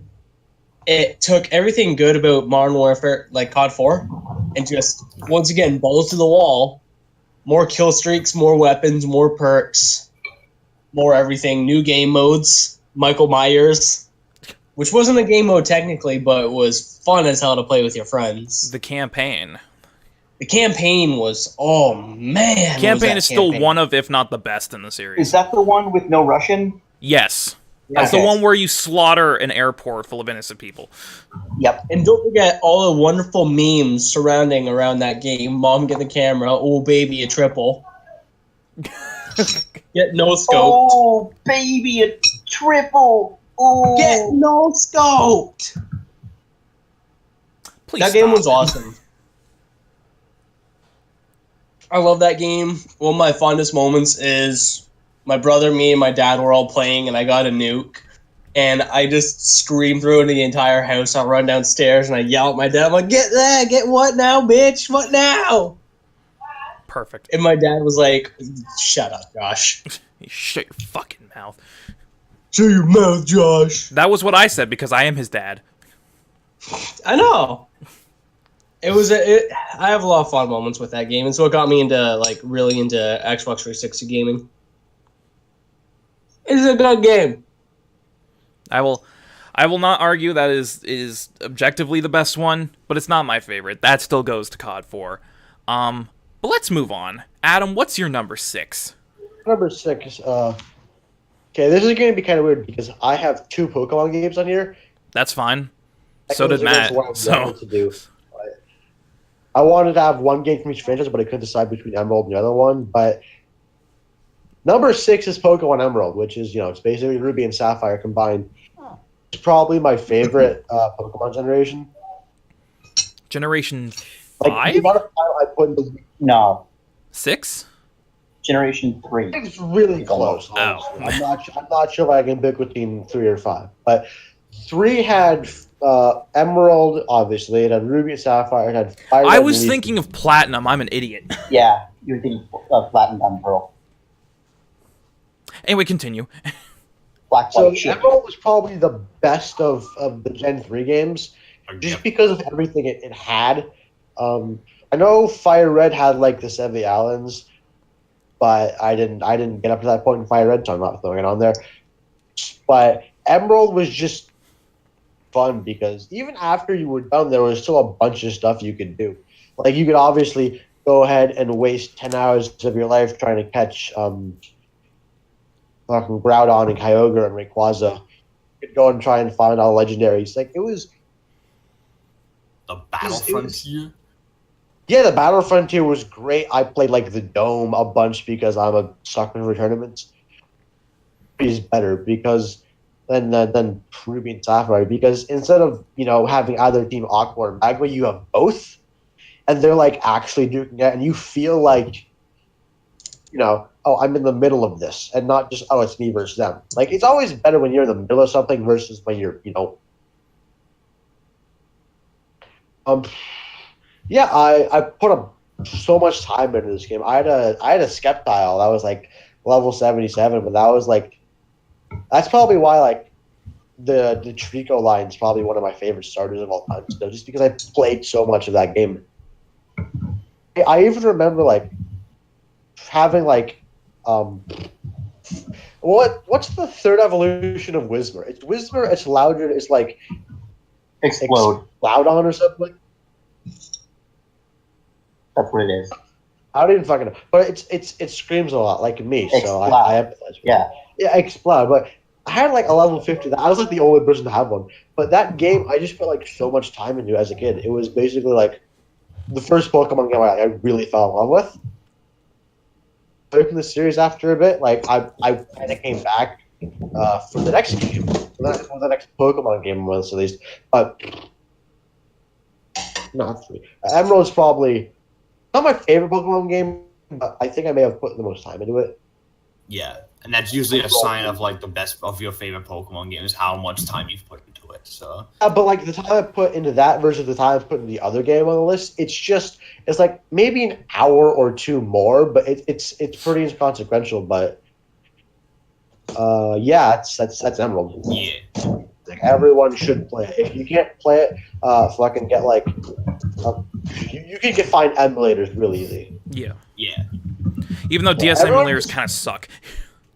It's a Game Boy they're emulator. not the best. It wasn't a DS emulator. It was a Game Boy Advance game. I keep thinking of Platinum, god damn it. Stop thinking of Gen 4! I'm And also sorry. Also unpopular. Also Platinum is amazing though. So that's also like So yeah, Platinum. so play that too. Platinum. Anyway, Platinum is excellent. so let's move on. We're in the home stretch, boys. We're now into our top fives. Top fives. Give me an air siren. Okay, so we're gonna get into our top fives. I'm going to reiterate before we get into our top fives. Try and be as concise as you can because we are strapped for time, so we got to get things moving. All right. So I'm gonna start with my number 5, and this starts. This is the trend that shows you exactly what kind of gamer I am. My number 5 is Shovel Knight. Woo! So Shovel Knight is a really unique game on my list because it's the one and only Kickstarter game that's on my list. And Kickstarter has a very shady rep in terms of games. Some come out great, some are mighty number 9. But this is one of the games that came from Kickstarter that blew everyone away. This is basically a giant homage to the classic era of gaming, NES, Super Nintendo. It takes a bunch of mechanics from classic games and mashes it together into this indie darling that does its own thing at the same time. So it's got the difficulty of Mega Man. It's got the level design of a Mario game. It's got the pogo move from DuckTales on the NES, which is an underrated classic. It's just got all these cool things that pay homage to that classic era of gaming, while at the same time doing its own thing, because you have a shovel as a melee weapon, so you can shovel people, you can dig up piles of dirt, you can bounce on people with the spade, you can do a bunch of different things with the shovel, and it's also got sub-weapons like a Castlevania or a Mega Man style game that add a lot of depth to the actual combat. It gives a lot. It lets you do a lot more in terms of in-game situations. The level design is phenomenal. Every level is designed perfectly, and every level is a blast to play through. The graphics are great. It's obviously homaging that NES style sprite work. I also heard somewhere that they stuck to the NES color palette too, which is impressive, because if you know anything about the NES, that thing did not have many colors at all. So the fact that they limited themselves to be more creative like that it gets a thumbs up in my book. Just the whole experience is just a joy to play through. And this is one of the only games that is still being one of the only games on my list that is still being updated to this day, because Yacht Club games just have so much devotion to this franchise at this point. They keep adding free DLC campaigns. So there's one for Plague Knight, there's one for Spectre Knight, there's one for King Knight that's coming up at the end of the year that just add new characters and entirely new ways to play with brand new levels. Just the level of love and devotion that has been put into this game is honestly intoxicating. You can feel every ounce of love that this team has for this game. And this is the only game welcome to my sad life. This is the only game that I've bought 5 separate times because I'm a loser. I know you own it on the. No, I'll get into Switch. it. I bought it on 3DS originally just to play it. I bought the Xbox One version to get the Battletoads content. I bought a physical copy on the Wii U when the Amiibo came out. I bought it on PS4 for the Kratos content, which technically I also bought 3 times because that's cross-buy, so I have it on PS3 and Vita too. And then I bought Treasure Trove on the Switch for the portability. So there you go. And if they make a physical copy for the Switch, I will probably cave and buy that too, because I love this game in and out every way possible. This game is a true indie gem. If you're going to play any indie game, this is the one you need to play, because it's quintessential indie game. So that's my number 5. Matt, what's your number 5? My number 5 is probably my all-time favorite straight RPG, and that's Final Fantasy VI. Ooh! This was really, really close between 6 and 7, which are the 2 games that are in the golden age of Final Fantasy, which is but 7 sucks. Which is for me, it's between 6, which is from 6 to 10. Those 5 games are like the golden age of Final Fantasy. Those are the all 5 of those games technically could actually make my list. And if they did, probably 7 and 9 would probably also, if I had made myself go okay, I'm gonna put multiple games from franchises on my list, both 7 and 9 would have probably made my list in some way, shape, or form. But in any case, 6, in my opinion, 6 is the best. It's still the best Final Fantasy game. It is the last hurrah for the 2D Final Fantasy games before they switched to 3D with 7. It's got probably my favorite cast of characters in a Final Fantasy game, with over 20 playable different protagonists you can all change through, and all of them are interesting, compelling, complex characters that you relate to and identify with. The sprite work on it is absolutely stunning for SN. It's an SNES game, and it looks absolutely stunning. And the backgrounds are great. It's got one of my all-time favorite villains in Kefka, the Mad Clown, who also easily has one of my favorite final boss fights in any RPG. It's got and the music, again, stellar. Final Fantasy music Final Fantasy has always had some of the best music in any game franchise, in any franchise ever. Just the story has it. The story takes so many different, takes the Final Fantasy conventions and twists them on their head. For the time, this was a very, very ballsy game, and I'd argue that in terms of story, it still is. This is a game that takes risks with its characters and its story, and they all pay off. The active time battle system works wonders. You actually have to pay attention to what you're doing on screen, even though it's turn-based. Just the amount of strategy you need to put in to actually beat bosses and focus on and make your team as strong as you possibly can. There's just so many, and because of how many characters there are, there's just so many ways you can do it. You don't like one character, all right, you can just switch them out for another one, and you can have as many different combos as you want, and you can replay the game with maybe different combos, different different different characters, and there's also like this, and in the second half of the game you don't even have to recruit everybody, so it's fun. So that way, so like it's got a lot of replay value to it too. So you can have like so like let's say you didn't recruit one guy in one playthrough, you can recruit him in another playthrough and maybe have different interactions. Like it's just there's so much you can there's just a lot of different just options you can do it.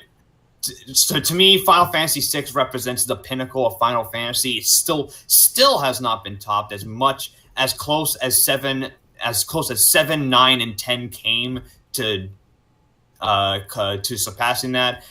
To me, 2D Final Fantasy will always be better than 3D Final Fantasy. I know that's heresy to some people, but 2D Final Fantasy is where it's at, and Final Fantasy VI is the pinnacle of 2D Final Fantasy to me. What's gonna happen when they make 4D Final Fantasy? And it's definitely my number 5. 4D Final Fantasy. 4D Final Fantasy. I want to smell the game now. I want to touch. I want to smell the sound. I want to strap myself in a chair for 300 hours and just feel Final Fantasy. I want to feel myself pushing a car. I want to feel the weight of the car. I want to feel what it feels like to teleport through space and time, stick into a building, and then shoot somebody. I want to feel myself get hit by Sephiroth's supernova. Let's move on before we get too carried away. Spencer, what's your number 5? My number 5 is a video game. Holy shit! No. Oh, it's a video game. Fuck! Oh, yeah. Wow! Talking about comics. Really mixing things up here. Tomes or whatever the hell you read. Fuck you. I swear to fuck if you put no Otome on this list. I'm sorry, is my name Rachel? Hey, don't badmouth Rachel when she's not here. I'm not. I'm just saying, I don't play Otomes. Alright, number my number 5 is an Otome. Number 5 is Jak and Daxter, The Precursor Legacy. Okay, good choice. Developed by Naughty Dog, released in 2001 on the PS2. Jak 3 is better. I actually disagree with Matt wholeheartedly. I agree with Matt. Jak 3 is the best one. I found that Jak 2 and Jak 3 were nowhere near as charming and fun as the original Jak and Daxter. They had a better story, sure, but when I first played Jak and Daxter back in 2001 on my PS2 with my parents, I wasn't into that dark and broodingness. Instead, I liked the kind of the very jungle beats, not Donkey Kong jungle beats. The very kind of colorful atmosphere. It was a fun game. You had this cast of colorful characters. Daxter being the best character. Daxter is always the best character. Even in the game Daxter's the best character. Oh yeah, because he's the only character in that game. Yeah. But no, Jak and Daxter: The Precursor Legacy has amazing music. It has amazing colors to it. It's why it's like I of the Halo games that I've played, Reach is my favorite, mostly because it was just the colors in it were very vibrant and very like they didn't go for realism, but instead they went for these nice kind of chromatic aberration, and it's very, very good. But Jak and Daxter 1 just holds a very special place in my heart. I mean, 2001, I was 4 years old. To see like this stupid little creature bad-mouthing me whenever I died, I was like, man, I love it. And then, but also, fuck that fish mini game. Fuck the guy who wants to fucking fish. I never had a problem with the fish game, dude. I had so much of a fucking problem with that fish game, because it's like, okay, I'm almost there. Oh, great. Why are you sending 6 eels after me? I can't do this. Ah! But the game's great, and I love it. Also, Daxter likes big tits. Anyway, let's move on. He does. It's true. Josh, what's your number 5? My number 5 game is the second out of 3 sandbox games on my list. I might say it is the quintessential sandbox game where you literally can play in a fucking sandbox. The only, it's Gary's mod. It's Gary's mod. It's fucking Gary's mod. This game. Does this count as a game? Yes, The it funniest- does. The funniest It does. game of all time. Gary's Not even mod joking. It's is- hysterical, but still. Gary's mod is the game of all games because guess what? You can replicate any game you want on Gary's mod. This game is one of the best sandbox games I had to stop myself there because there's boundless things you can do. There's no limit to what you can do. You want to be a fucking space ranger in China? You go right ahead. You want to play Call of Duty Modern Warfare 2? Go right ahead. You want to do... This game is just amazing. It's 2006, and it still holds up today. There's so many game modes that inspired so many standalone games from this one game. It's an indie game, too, actually, if you didn't know. It actually is technically an indie game. Yeah, because it started off as a mod that was eventually became a full release. And it's not done by Valve. It is just... Yeah, it's not done by Valve. It's not a Valve game. It was made by one guy, I think. Yeah. It was Gary. It was scary. It's just such an amazing game that I love to hop on to if I'm just bored and I can fuck around in for like a couple hours. Also, Gary's I mod love it. created one of the best standalone games, Prop Hunt, where you can have 5 fully armed military men trying to gun down a banana. Yeah. And it's the funniest thing in the history of gaming. Dark RP, where people try and take things seriously and then you raid your house with an AK-47. Or Trouble in Terrorist Town, where you screw over all your friends because you're a terrorist. Oh, I'm Gary's not a mod. terrorist, I swear. Just come with me into this dark corner. Endless amounts of I fun. won't do that. It's just an endless amount of fun game. And people are always adding new content too, which is awesome. It's a great game, actually, really, really fun. And it's very easy to run and it's very, very inexpensive. Well, yeah, because it looks like ass. Because it's basically a Half-Life. It's just Half-Life. It's just running Half-Life, on- but memed. It's Half-Life 2. It's just running on the Source engine. Yeah. But anyway, let's move on here. Goddamn, Yeah, let's move on. Yeah, let's move on. Adam, what's your number 5? Me. It's Call of Duty Modern Warfare 2. Oh wow, we've already talked about this. Moving on. Josh Tucker, I'm gonna blow all of your minds by telling you that Modern Warfare 2 in of itself is a metaphor for the war on terror, because you have the first part, which is basically you're playing as Joseph Allen, and he's told to go and join up with the main bad guy to do terrorism. And that part is like the U.S. arming the Mujahideen in Afghanistan. And then attacking is like 9/11. And then the rest of the game is like the first five days of like Afghanistan and Iraq. And then Modern Warfare 3 is like the current situation of the war on terror, where it's just shitty and no one's happy. And we don't even know why we're there. It's just garbage nonstop. But that's the metaphor. There you go. Moving My on. thesis. That's what I'm talking about. Some Is game there anything theory you here. want to talk about the game that hasn't already been said? Yeah, exactly. This game's the fucking Michael Bay of video games. This game turns up like so hard. Yeah. Nuts. Like it's Yeah. got hands on the Yeah. camera. Like, it fucking slaps like out of this world. That's all I got. Fuck All right. yeah. Good, Every good, mission's concise great. criticism. Yeah, every mission turns up. There's no like real bad missions that I despise. I like playing every mission. Spec Ops stuff. Like no one cared about the Spec Ops like me, because it was like Spec Ops. it was almost like mini games, but it was a lot of fun. I Do that with I friends. came so close to getting all the achievements in that game, but I didn't because I had one Spec Ops mission left to 3-star that I never did. Which one was it? I think it was the last one. Yeah, it was. I think it was the Juggernaut one. Oh, Where yeah, it just puts you in a fucking arena and you got to fight all the juggernauts. That was fucking brutal. Juggernauts in the favela or the Wait. Juggernauts on the oil rig? I think it was in. It wasn't the oil rig. I know that much. Which The oil one rig's was kind of you can just play yourself and destroy stuff, but which one was my high club? COD 4. That was club 4? Okay. Anyway, let's move on, boys. Okay, number 4. Shane, go. Yes, my number 4. Wow, another platformer. Shocking. I'm so original.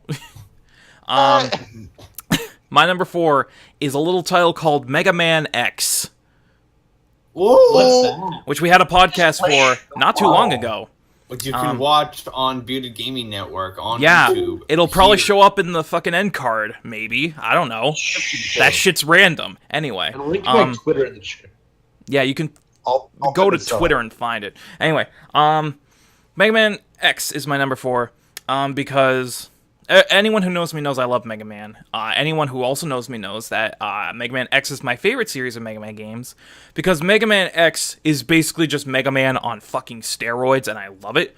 It has so many mechanics that for a platformer just really sealed the deal for me, because it's got great movement with the dashing. It's got great level design that takes advantage of these new moves that Mega Man can do, specifically with the dashing and the wall jumping. It's got RPG elements with the upgrades that you can get, the heart tanks and the armor pieces, so you can really customize Mega Man to be like however powerful you want him to be, which is really nice. It's got easily the best set of bosses in the entire series. Like, Mega Man X's Mavericks are still some of the most memorable, not only designed bosses, but in terms of their actual fights. It's just amazing. Storm Eagle for the win, by the way. Yeah. Yeah. Shane, Yes. you know, this can all be summed up as this phrase. Ready? Mm-hmm. Mega Man! You know you can shut up! I know! I can see! You're stupid! Basically, all of my opinions on Mega Man X can be summed up by Eager Raptor's sequelitis video. But yeah, Mega Man X, just everything about it, I love. I love how many secrets there are. I love the bosses, the levels. I love the boss weapons. I still feel that they're some of the best in the entire series. Graphically, this game still holds up to this day. For a Super Nintendo game, it looks phenomenal. Easily, without a doubt, hot take, my favorite soundtrack in all of gaming, ever. Mega Man X. Damn. Mega Man You know what? X's soundtrack is, without a doubt, the best video game soundtrack that I've ever heard, and I will fight anyone on that because it's incredible. Yeah, just I think there's a better quote from sequelitis to explain this game. Part 4. Yep. but Do you remember the part where yeah. Do you remember the part where you could like use Boomer Kuwanger's weapon on Flame Mammoth and cut off his trunk? It was so. Yeah. But yeah, Like you can Hadouken with his fist. basically everything I feel about Mega Man X is summed up by Eagle Raptor screaming. But yeah, it's one of the best 2D platformers I've ever played.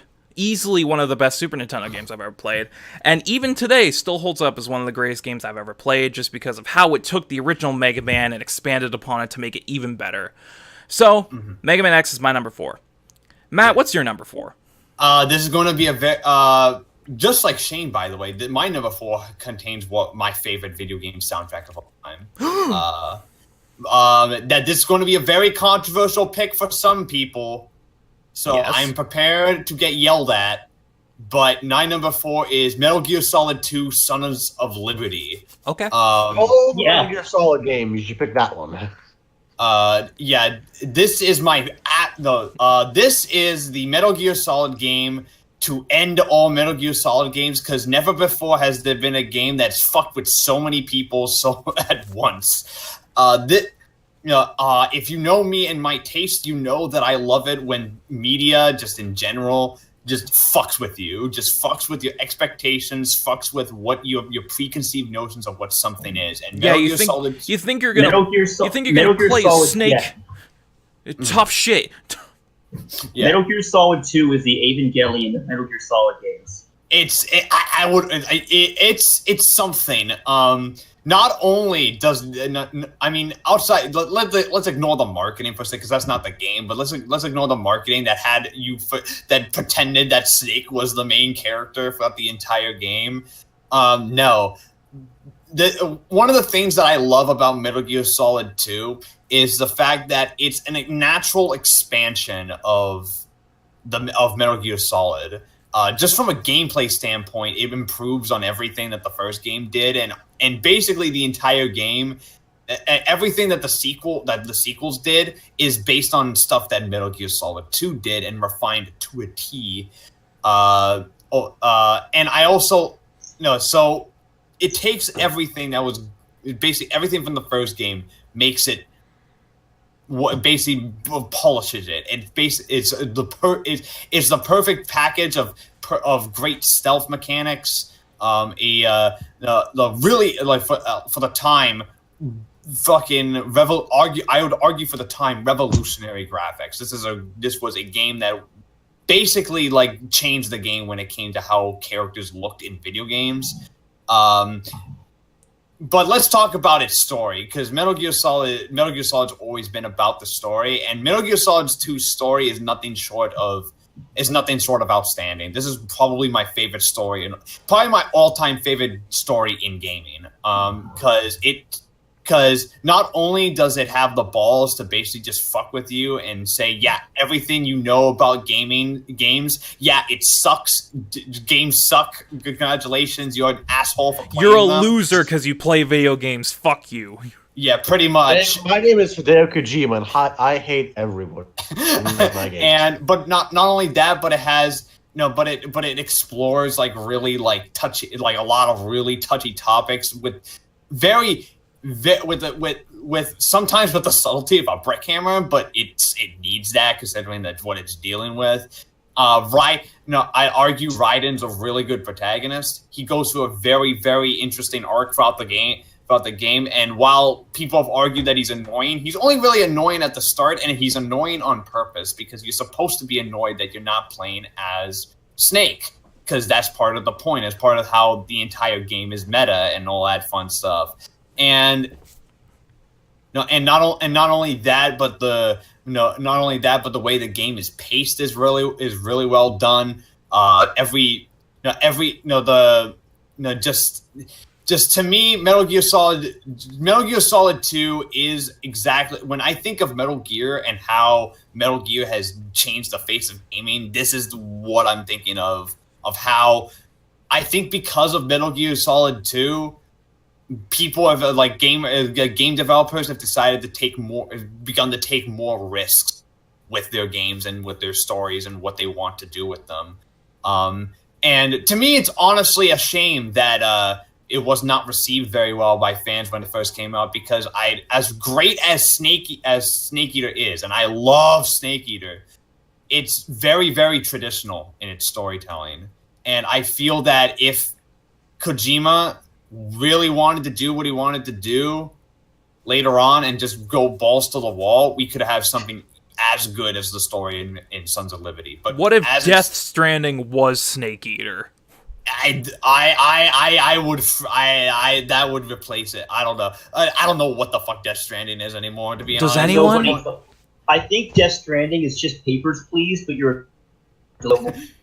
It's UPS Simulator.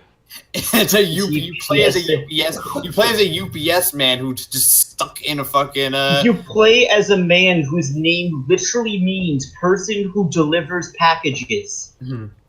No, but anyways, Metal Gear Solid 2: Sons of Liberty is my number 4 in my top 10 game. Good pick, and it deserves it wholeheartedly. Yes, I agree. Let's move on to Spencer. Spencer, what's your number 4? Wow, following in both your footsteps, my number 4 game has my favorite soundtrack in video game history. Wow! And I'm gonna have to get away from the microphone to do this properly. So oh boy, here we go. Oh, here comes the bit. All right. Are you ready? Yeah. Jet Set Radio! Is anyone even surprised? Because I'm not. Yeah, I'm not surprised either. When I heard favorite soundtrack, I'm like, yeah, it's Jet Set Radio. Motherfucking Jet Set Radio, aka Jet Grind Radio in America, in Europe, developed by Smilebit for the Sega Dreamcast in 2000. It's the fucking greatest, most eclectic soundtrack of all time. And if you don't fucking like Jet Set Radio, you get the fuck out of my face, because I'm gonna take my goddamn rockets case and I'm gonna do some graffiti, and I'm gonna be traced by the cops, and I'm gonna snatch onto a car, jump off the car, grind on a rail, jump, spray paint graffiti, hit the landing, go down the stairs, hit a ramp, spray paint another graffiti, and then fucking take the turf. Because you know what? It's pirate radio. Let's go. Let's fucking go. Just that goddamn radio. Oh, I So love that's this all game. he I has love to it. say, right? We can move on. Yeah, we can move on. Jet Set Radio is really, really good. And honestly, it's the soundtrack is outstanding. Like each part of town has its own kind of style of music based off of the gang that runs it, because radio is pirated. It's not allowed in Kyoto. And just it's a really good game, and it when I played it, it awoken my love for rollerblading. Because now I just want to do those tricks and spray paint and all that. But Jet Set Radio is really, really fun. And honestly, it's worth the number 4 spot alone. But there you go. Jet Set Radio awoken my love for the 90s, because, man, that game is 90s incarnate. Holy shit, is it nice. Yeah. If you thought Sonic was 90s incarnate, you haven't seen anything yet. Mm-hmm. You're too slow. Well, let's move on. Josh, what's your number 4? My number 4 is a game you guys know is coming. It's from my favorite game series. Oh, Nep, God. nep. Oh no. Yeah, Spencer guessed it. My favorite game, number 4, is Mega Dimension Neptunia V2. Yep. It is, in my opinion, the best Neptune game currently out. Because it was the last full flagship Neptune game. The other ones have just been spin-offs. And it was, oh man, Mega Dimension V2 was a great game. It took everything I loved about the first 3 and basically just fixed everything. The game runs at 60 FPS, the game looks great, it's running on the new engine, the new combat style is much better, the story is awesome. It has the largest cast, I believe, which if I pull up the game, I can tell you guys in a second, but while I do that, it's got an awesome soundtrack, the story was awesome, the characters were all awesome, every character in that game feels fleshed out and not like just some clone or something of someone else. Voice acting was wonderful. A lot of Funimation voice actors were there, actually, if I'm correct. Yeah, Funimation! It's just a solid game. It's got an awesome soundtrack, maybe one of my favorites. It was done so awesomely. It's got a lot of replay value. There's multiple dungeons that you can go through. There's multiple endings, which is something you always gotta appreciate in a game. And if I can pull it up, let's count how many different characters there are. Tell me. Give me a solid number. 6, While he's counting, does anyone want to give us our 18. mention? Oh, never mind. 18 characters that you can play as in this game. And that's not mentioning NPCs and everything else. There's 18 playable characters in this game. Holy cannoli. Man. Yeah, it's a great game. One That's really that one that none of us are surprised about. Yeah. Hey, I love Neptune. You guys all know that. Yeah, we know. So that's Josh's number 4. Let's move on to Adam. Adam, what's your number 4? Number 4 for me, it's a completely different fucking thing. But going off of Spencer's soundtrack rant, this Burnout Paradise. Oh. Oh yeah, Burnout Paradise. It doesn't only have one of the best. Obviously, like I said, Madden 07 earlier had one of the best licensed soundtracks in video games. Burnout Paradise comes really close. It has Guns N' Roses and Janet Jackson. It has Killswitch Engage, which was one of my favorite bands at the time and still is. They got a new singer, so they're not as good, but their old stuff with Howard, and this is their stuff there. Like My Curse is probably one of my favorite songs of all time. And it's on there. Oh God, It's got yeah, Howard's I theme agree for with you some there. reason. Because who the hell doesn't like it? It's got fucking Jimmy Eat World. It has Nerd with Pharrell. It's got like Soundgarden. It's an incredible soundtrack. And then like even the mechanics, it's such a good racing game. Like I talked about the off road game. I can't remember it. Test Drive Off Road Wide Open. That was number 10. That was obviously, it was really clunky when driving around, so I remember it. But Burnout Paradise, it's just so smooth. Like you get when you're playing Paradise and you're going 200 miles an hour, you feel like you're going 200 miles an hour. Like you're gripping the controller tight enough to like just crush it, and you're just terrified the entire time. Especially when you're playing Feels on like- PS3 with the flimsy ass DualShock 3, it just feels like you're gonna snap it in half. You're just going so fast. It has such a good sense of speed. Like you feel like you're going 1,000,000 miles an hour. Like I bought it twice. I had it on Xbox 360, and then when I had an Xbox One, I got the remastered version. But it's an incredible game. Like I don't know why there haven't been any new Burnout games, like any open world Burnout games. Yeah, because I don't get it either. I think Horizon took over that. Yeah, that's true. I can see that. But Burnout Paradise, for obviously it's for a last hurrah of their Burnout Paradise of the Burnout series as we know it.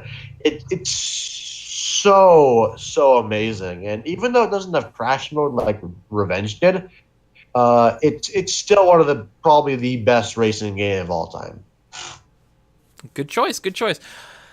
My favorite will always be Revenge, but Paradise is a close second for me. I can see Revenge too. Yeah. Let's move on. We're in the top 3 now, boys, in the home stretch. My number 3 is a game came out in 2015. Is part of a legendary series of games, a modern classic, as you would say. My number 3 is Bloodborne. Ooh! Really? Are you telling Yeah, me that the game that that's a you good choice. completed from start to end like 6 times is I your played it number 5 3? times, Spencer. 5 times. Okay. Good choice.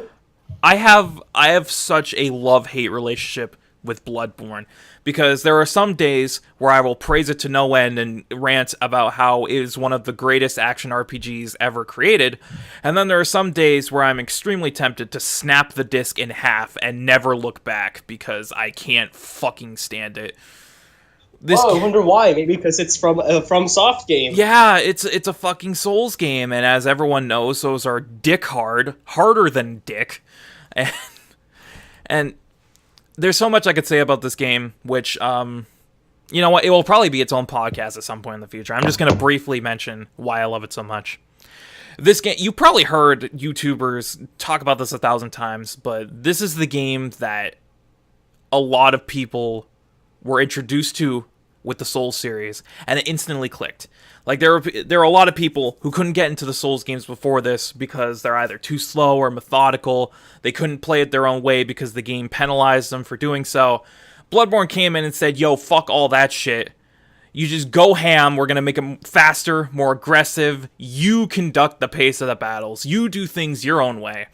And all of a sudden, Bloodborne was the game that made people really understand the Souls series. For a lot of people, not everyone, but a lot of people. I wasn't one of those people because I had played Souls before this, but Bloodborne is still, in my eyes, the quintessential Souls game because it does things so differently from the normal Souls formula in such a better way that, to me, it makes it the best game.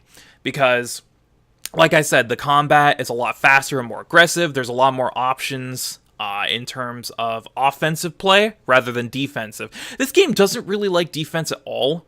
It just throws you in there and it's like, yo, hack your way to victory.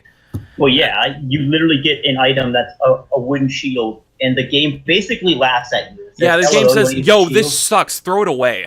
What you gotta do is you just gotta roll everywhere. That's what you gotta do.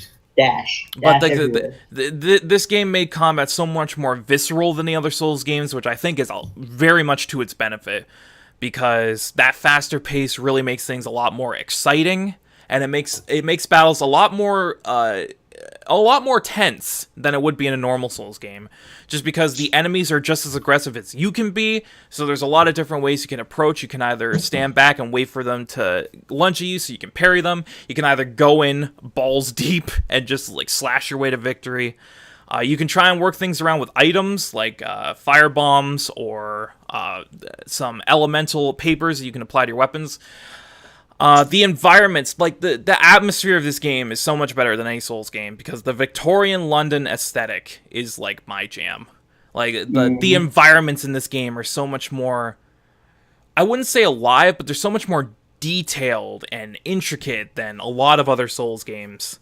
The enemy design in this game is freaking ridiculous. Like, the enemies in this game stand out so well.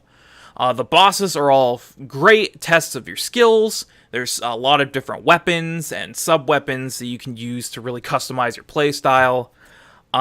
It's got a lot of secrets. It's got a lot of optional areas that you don't even have to go to.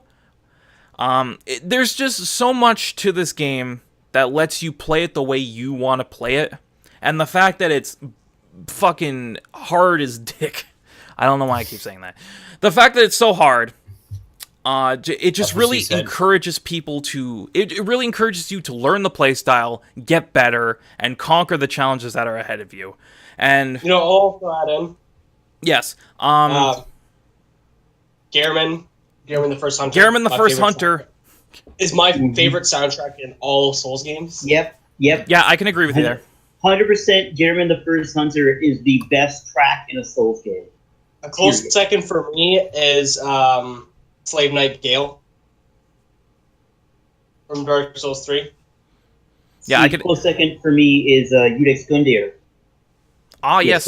Oh, Yeah, I can agree with you guys. The soundtrack of this game's phenomenal, as we were talking about it. The overall visual design is amazing. This game looks incredible. It's 3 years old and it still looks great. Just everything about this game is so good, and I was obsessed with it when I played it. Like Spencer said, I played this game 5 times to completion.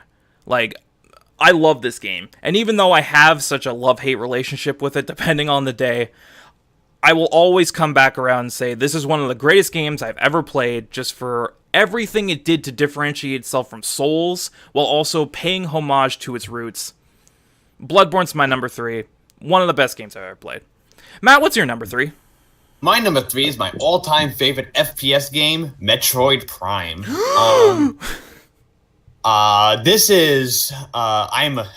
Metroid is probably one of my all-time favorite game series. And I think the decision to bring it into first person, whoever came up with that idea is a goddamn genius, because that is one of the best possible ways to.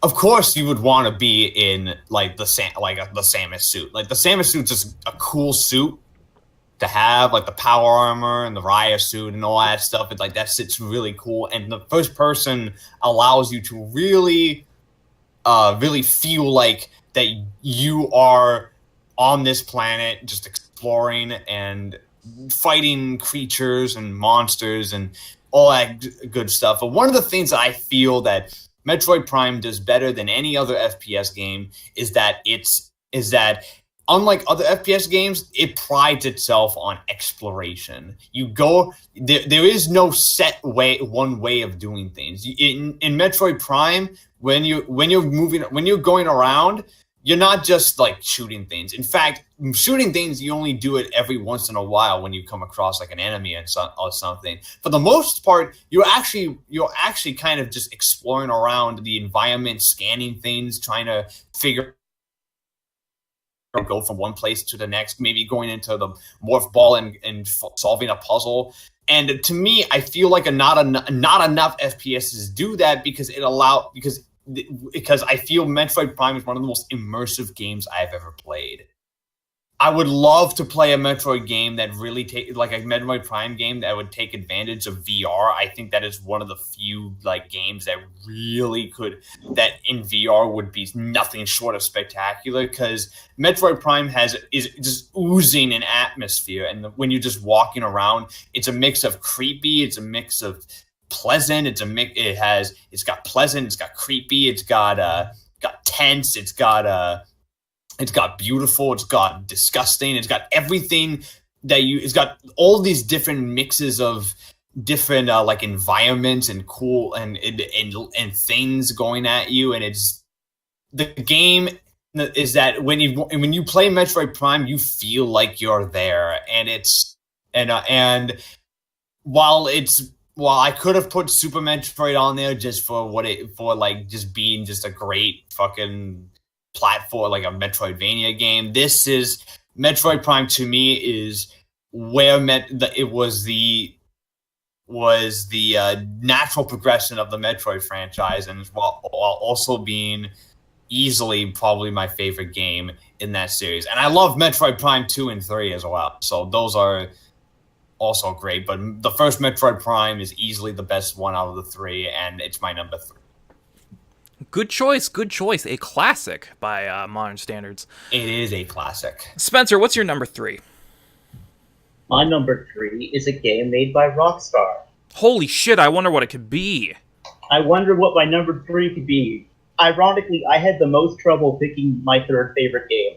Like, 2 and 1, I was like, boom, boom, easy. I don't shut up about these games. 3, I was like, but I was like, you know what? We got a new game in the series coming out in October. So wow. Obviously, spoilers. My third favorite game is Red Dead Redemption. Red Dead Redemption. Developed by Rockstar. Released 2010. Xbox 3.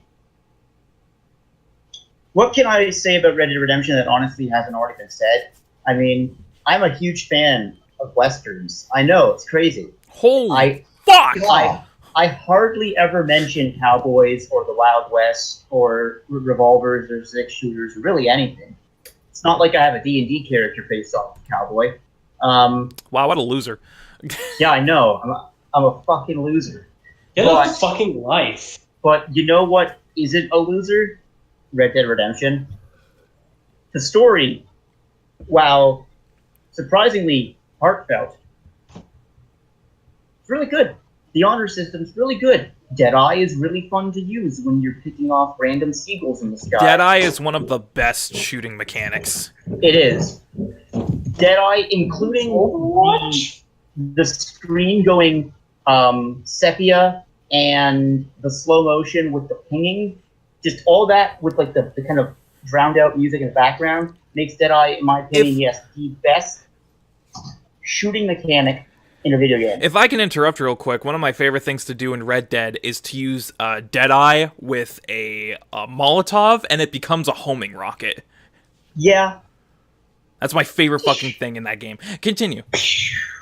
But it has an amazing soundtrack that really encompasses the 1911. Like, it's the end of the Wild West, so the music has that kind of Mexican kind of frontier-inspired music, but it's more kind of into like your World War I era modern-ish music at the time. And you play as a man who, in a Rockstar first, you couldn't actually sleep with any prostitutes. You could beat them up, though. You could beat them up and shoot them and kill them, but you actually couldn't sleep with them. Why couldn't you sleep with them? It's explained. Family man. Because John Marston has a wife and kids, and he is loyal to his wife. And so it's like there's small details that adds to like this kind of character of John Marston. You know, this man who got in a bit too high and he got in a bit too deep, and now the FBI wants to make sure that he pays for it. And it's like it's just a really fun game. And the fact that the next game is a prequel set place in 1899, he plays Arthur Morgan, one of the people in the Vanderleer gang. I'm excited, so excited to set up and go across the frontier. Red Dead Redemption is just, it fixes Red Dead Revolver stuff really well. And honestly, it's a fun game to play. Just sit down, relax, ride your horse to Mexico, and then shoot Mexicans. Just shoot them. Just mow them down. Do you can also shoot Americans if you want. You can you can shoot anyone. Rockstar isn't discriminant towards any race to be shot. You can kill everyone if you want to. You see, this is where I wrote the blog post that these games appeal to the male fantasy. Shut up. Shut your whore mouth. Actually, don't shut your whore mouth because it's your turn, Josh boy. What's your number 3? My number 3 is one that's on Spencer's list as well. Pretty obvious. Oh, I know what it is. It's Resident Evil 4. Resident Evil 4. Yes. Jesus writes this game. I'm just going to break in real quick and tell you that Resident 4 is not on my list. Get the fuck out of here. Wow, top 10 plot twists in anime. That is a genuine plot twist. A genuine plot twist. Yeah. Well, anyways, Resident Evil 4. City. Resident Evil 4 is a fucking masterpiece, man. God damn! Took Resident Evil to the next level, man. It changed up its gameplay style from a more, slow and methodical. There were still action scenes, but not action-oriented. To balls to the fucking wall, let's do some. Where are they going? Bingo? Let's fucking go! America! Your right hand comes off? This game was so amazing. The combat is so fluid. The controls are so damn tight. The story it's cheesy, but it's still funny as all. It's great. The characters are awesome. Leon is obviously like Resident Evil's best character. Fight me. The upgrade system was awesome. The side characters were wonderful. My favorite being Lewis. Oh, yes. Luis. Luis. He was an awesome character, and I bawled my eyes out when, spoiler alert, he died. I was like, no! It's good to see that the president's daughter has a nice pair of ballistics. This game was just... It was also the first game I actually remember playing as a kid when I was like 4 years old. Great age to play that game, hey? Yeah, that game is definitely rated E for everyone. Mm-hmm. It's actually rated EC for early childhood. It's also, I've owned on GameCube, PS2, Xbox 360, Xbox One, And PC. And PC. Yeah. It's a fucking awesome game. It just holds up to the test of time. There's so much you can do. Mercenaries was an awesome side story, or side mode. Ada's story was a great side campaign, that added the wonderful special weapons. 100%ing this game was a living hell. Mercenaries, 5 stars for every map, was a bitch to do. And I've still yet to do it. It's just a great fucking game. 10 out of 10. Would recommend. Spencer can fuck off, that's not on the list. Wow, throwing shade. I know. Let's move on. Adam, what's your number 3? 3 is Pokemon Black 2 and or White 2. I played Black 2. This game is the best Pokemon game of all time. No holds barred, best game. I've lost my train of thought. What was I going to say? Okay, Best game. Best game. It's the last of the 2.5D graphics, because after this was X and Y, and then Sun and everything else happened. This game's story is probably the best game. Like just the way things go, like not there, but he's technically there. But like you're going up against the new Team Plasma, who want to like keep doing their old stuff, and then it all ends with like the main bad guy like legit trying to kill you with like ice spikes. Just like bam, this is big. And then even after that, like all the battle mechanic is still great because it's a Pokemon game. And Pokemon, just to Garbo Man and the Ice Cream Pokemon, those two are the best.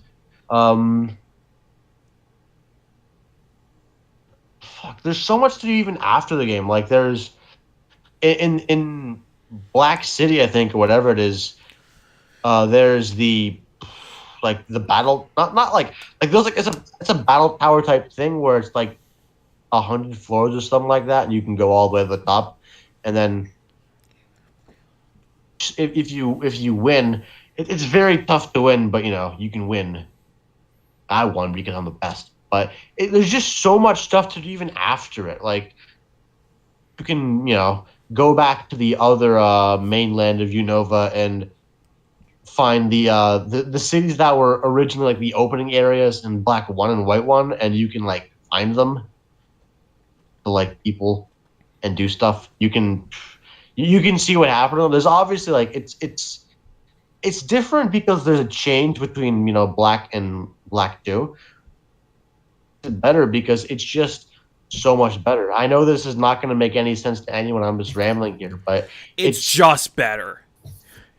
It's the best Pokemon game of all time. Like you can't change my mind about that until like a new Pokemon game comes out and just like blows me away. Black 2 is going to be the best. It's going to be that Switch game. It's going to be the Gen 8 Switch game when it comes out next year.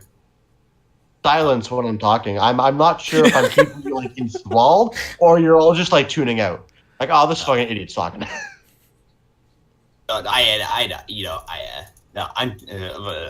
mean, I honestly agree. Actually, I found that Black 2 for my own as well. I'm on the rare thing. I actually think the first Black and White are better, but I think that Black 1 and Black 1 and Black and White. Black and White are really good. I personally owned White, but it was confusing because those fuckers switched it after. Because remember, if you wanted Zekrom, you needed to get White version, and if you wanted Reshiram, you needed to get Black version. And then they went, and then in the second game they went, fuck it, who cares? Fucking make it make sense now. Speaking of second games... Yeah, thanks for wasting our fucking time, Spencer. Hey, how about you suck my fucking dick? Well, you know what? I just might. Don't threaten me with a good time. Do that audio, please. please don't. Hold on, let me just cut the whole recording. We're done. Yeah. Anyway, moving on. Yes, speaking of number 2, let's move on to our number 2s. My number 2, ironically, also has a 2 in it. It is the sequel to the 2010 cult classic action game developed by Platinum Games. My number 2 is Bayonetta 2. Mm-hmm. Arguably, one of, if not, the greatest action games ever made, period. And in my mind, it is the greatest action game ever made, because Bayonetta 2 is a goddamn masterpiece of over-the-top action bullshit goodness. We've talked a lot about sequels in this podcast and how we've mentioned a lot of sequels that basically took everything that was great about the first game and improved it substantially. This game, don't even play Bayonetta 1 at this point, because Bayonetta 2 is where it's fucking at.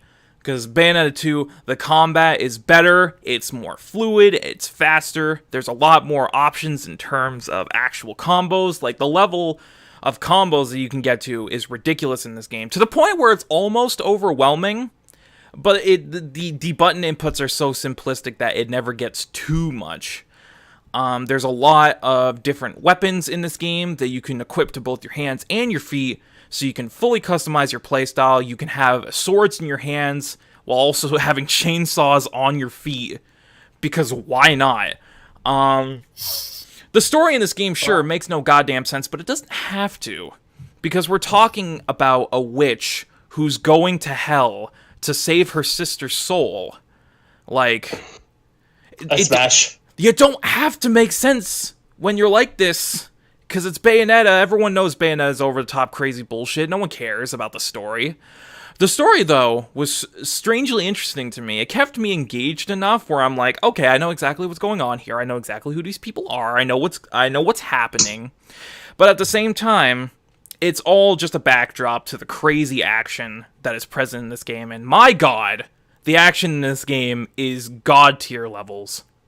like I said, for me, it's the best action game ever made because Cool. it's just so over the top and crazy while also being incredibly fun at the same time.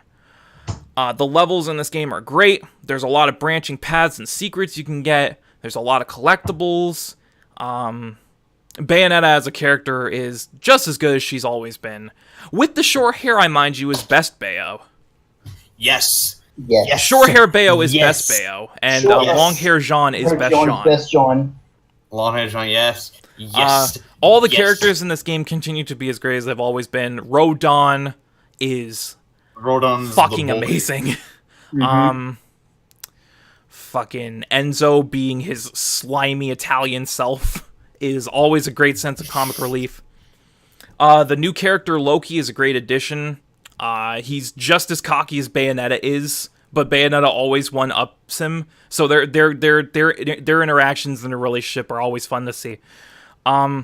This game basically just took all of the over-the-top aspects of Bayonetta 2 and were like, this game took everything that was over top about the first game, cranked it up to like 14 and then some, and the best thing about this game is easily the bosses. Like, the bosses are some of the best bosses in games, period, just because of how many fucking unique, creative, and varied bosses there are.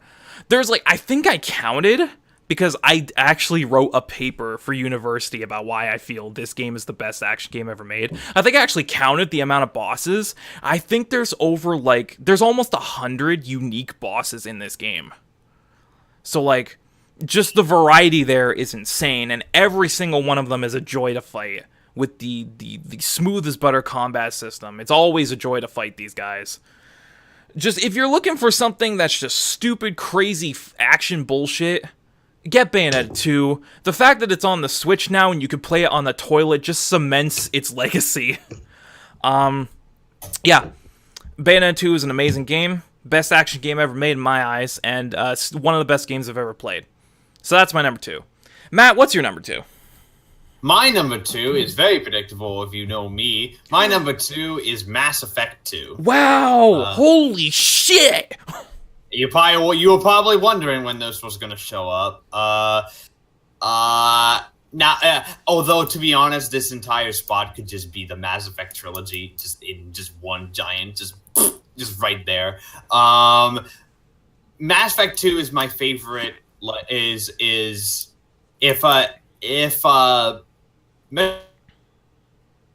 my favorite FPS. Mass Effect 2 is my favorite third-person shooter.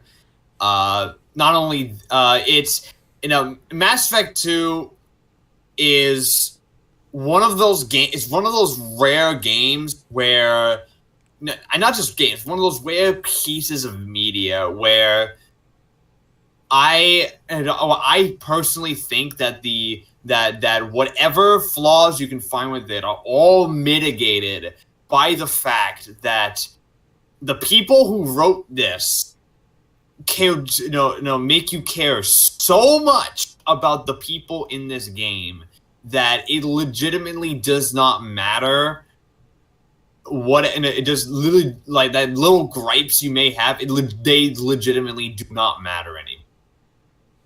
I've always argued that I feel the characters in the Mass Effect trilogy are some of the best written characters in all of gaming, and Mass Effect 2 just exemplifies this. Mass Effect 2 is all about character, and it's all about character building, and every single one of your squad mates is memorable.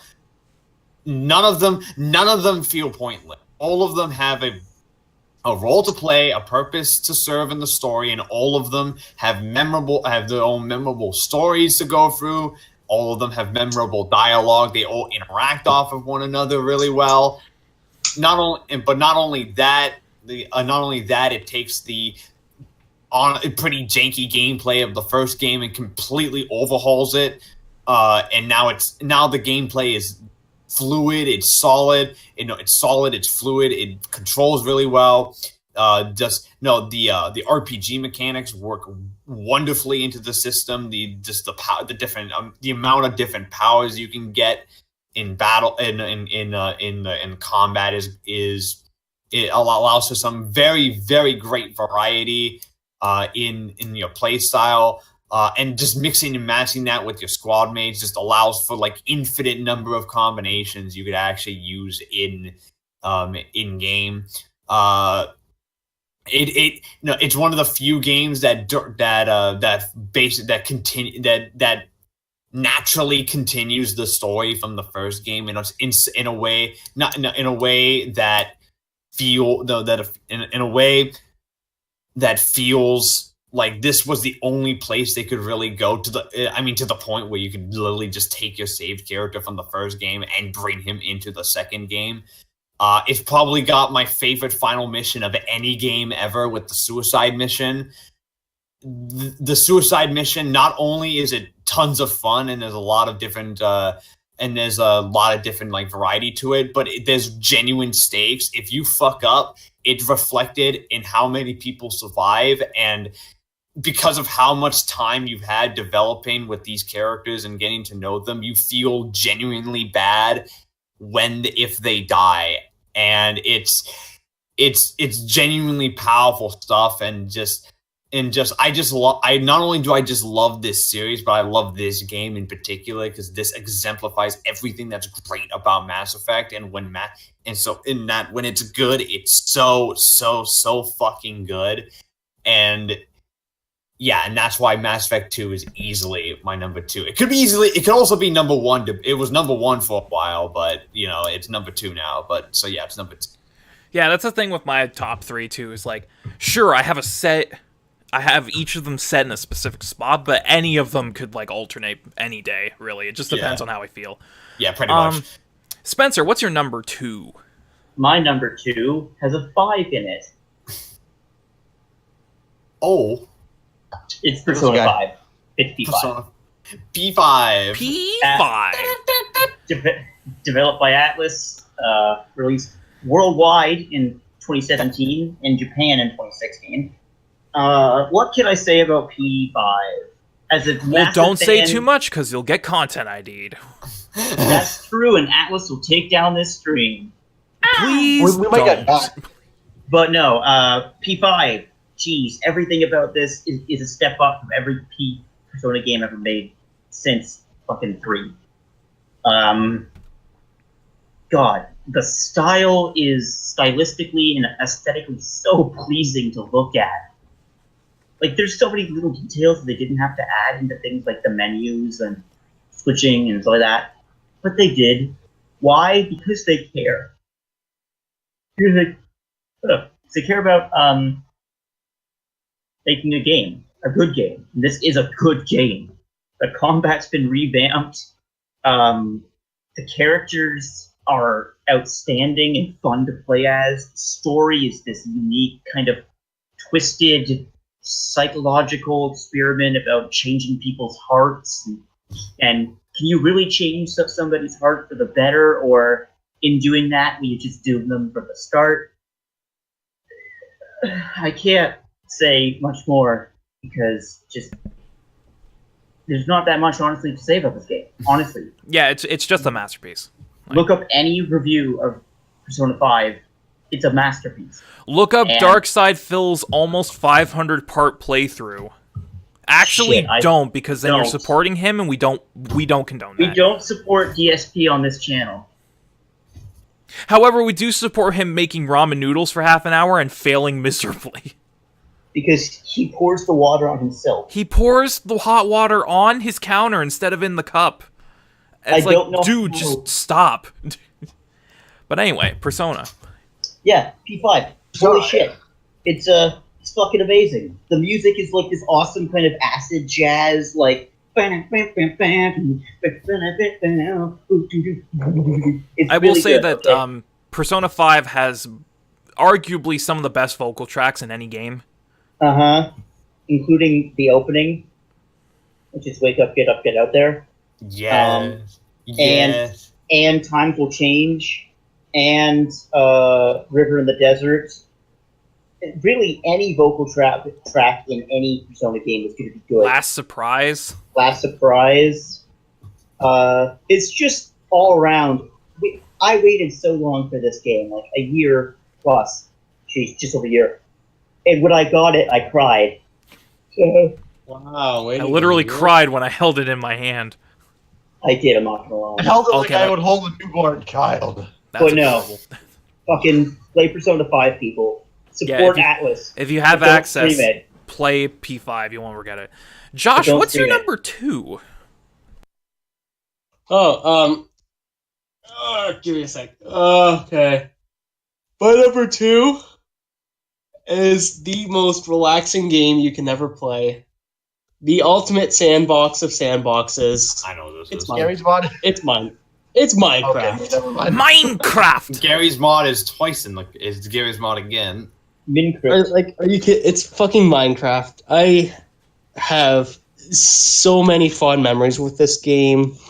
I have been playing it since beta 1.2, which is around 2012.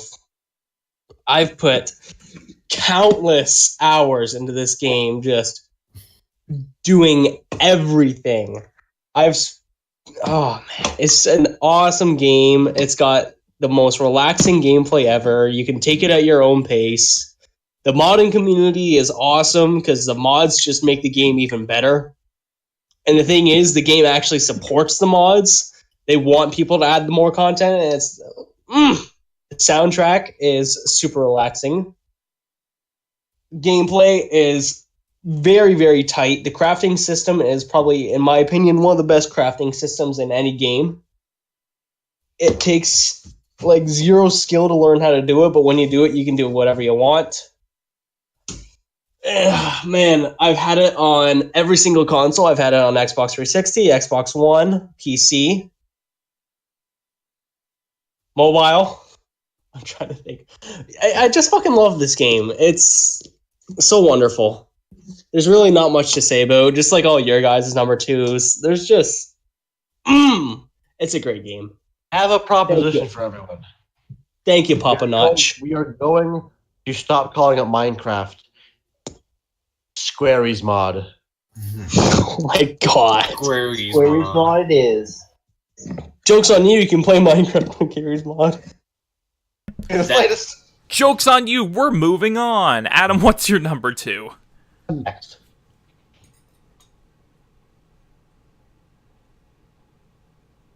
Adam, tell us your goddamn number 2. I'm next. I was wondering if I was next or not. Yes, Okay. you are. I Number two. specifically said, Adam, what's your number 2? And you said nothing. Because it might be cutting out because internet's stupid. Hold on. Number 2 is Tomb Raider, not the old one, the new one. The not the new one, the reboot. one from The 2013, reboot. the first reboot. This The game 2013 one? Yes. Yes. Cool. for this, but I 100% of this game on the Xbox 360 when I bought it. It was great. I played through it like 3 times. I 100%ed it. And then I did it again on the Xbox One. Game glitch, so I couldn't 100% it again. So I've basically 100% of this game 3 times.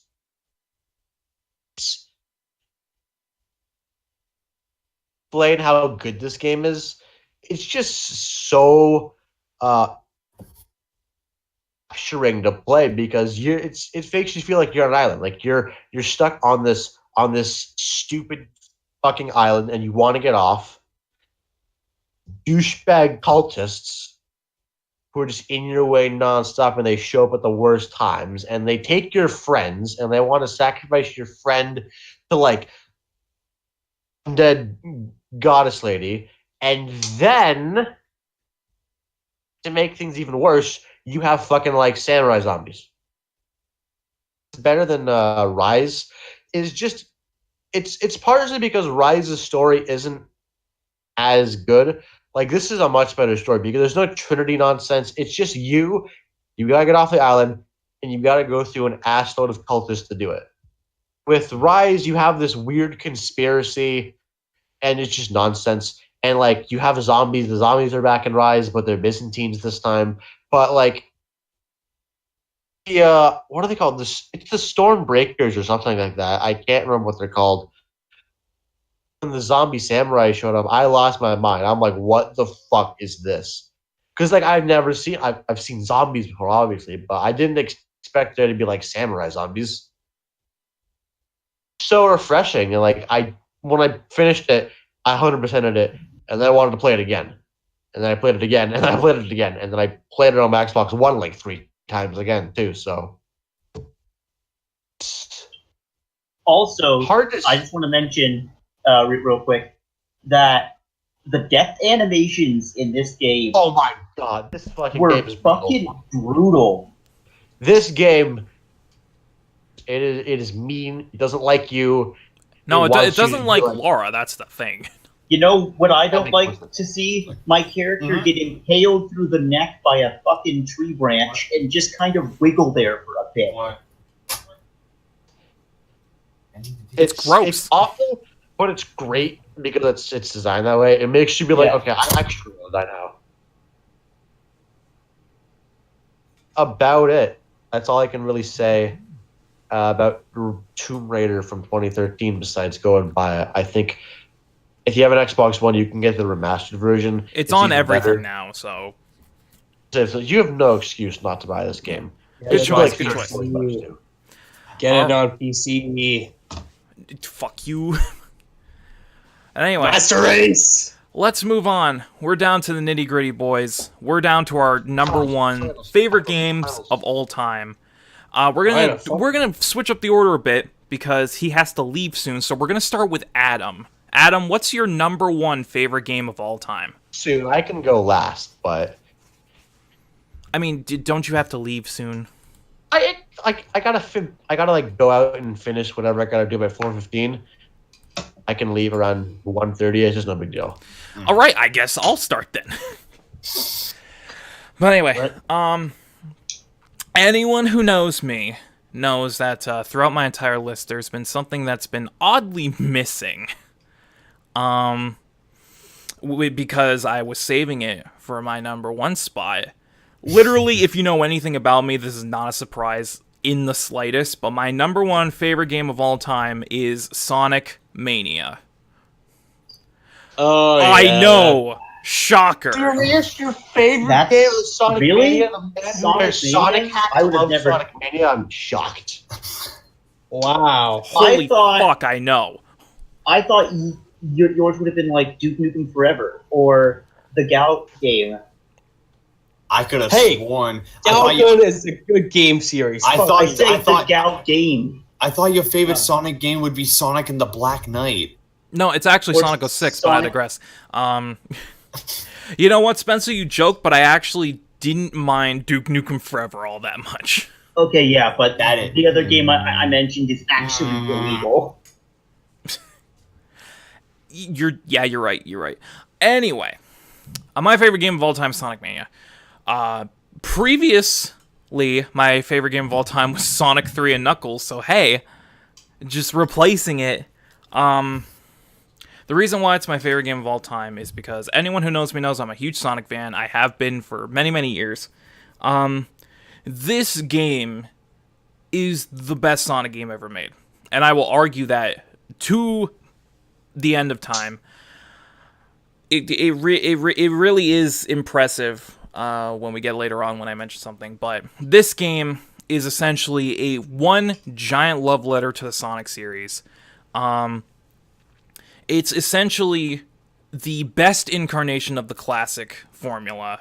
It's got the best controls out of any of the classic Sonic games. The physics are on point. It makes everything feel incredibly smooth.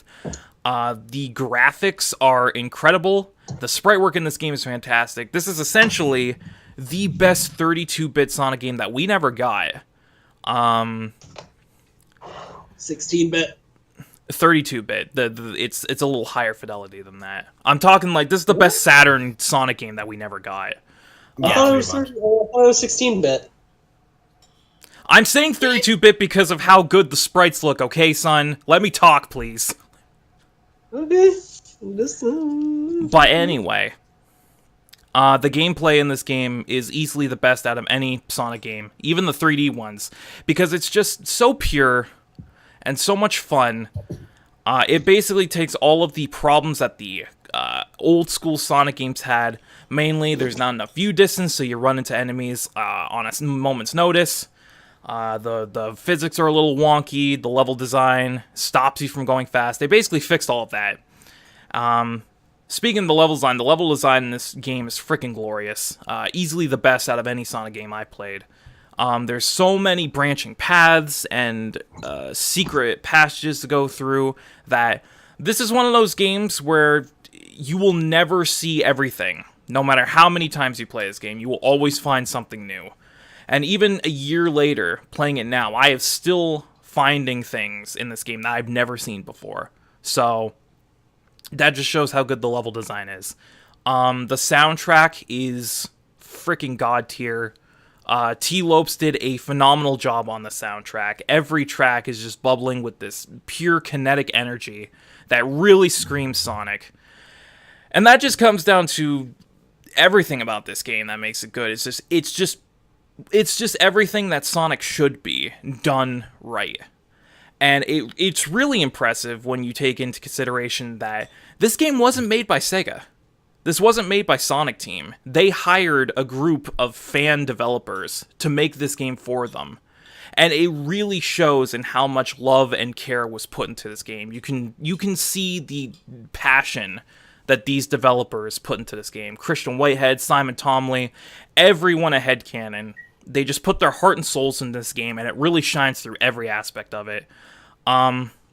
It just shows like what happens when you have passionate, devoted developers making a Sonic game.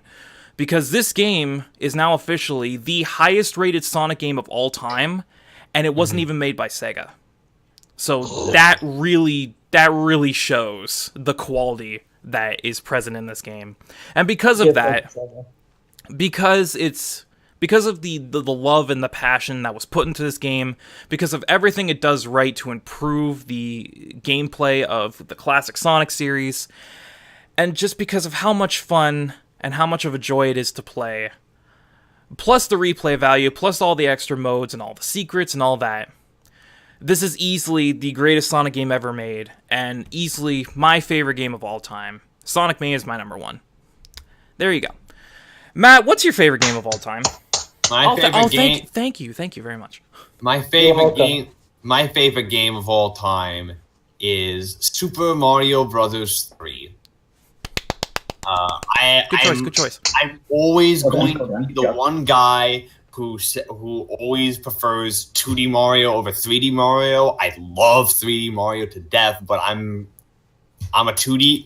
For Mario, I'm a 2D guy. Give me the side scroll. Give me the side scrolling. The precise mechanics, the precise jumping. Give me all that. Just give me that, and I'll be happy. And Mario 3 is the absolute best one of them, and it's easily my favorite platform of all time. Just the jump from the first 2 to 3 is nothing short of astonishing. And I want to put into perspective that this game came out on the NES, and it has more precise controls than some games do now.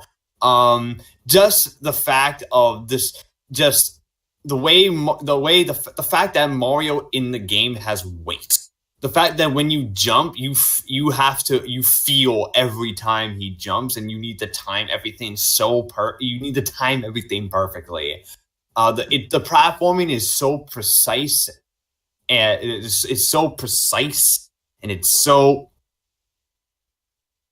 intuitive, and I just love the amount of variety in the worlds, and the amount of variety power-ups, and the amount of and just this.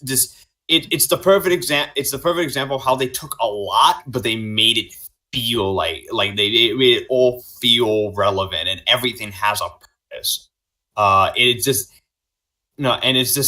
also just so fucking fun. It's so much fun. Yes, it's hard at times. Yes, it's really hard at times. But it's the challenge that makes it worth it, because it doesn't feel like it doesn't feel unfair. It feels just naturally hard, and it's like, yeah, and it's supposed to be like, yeah, if you get good at the game, you will overcome this stuff, and it's really, really well done. And I just love.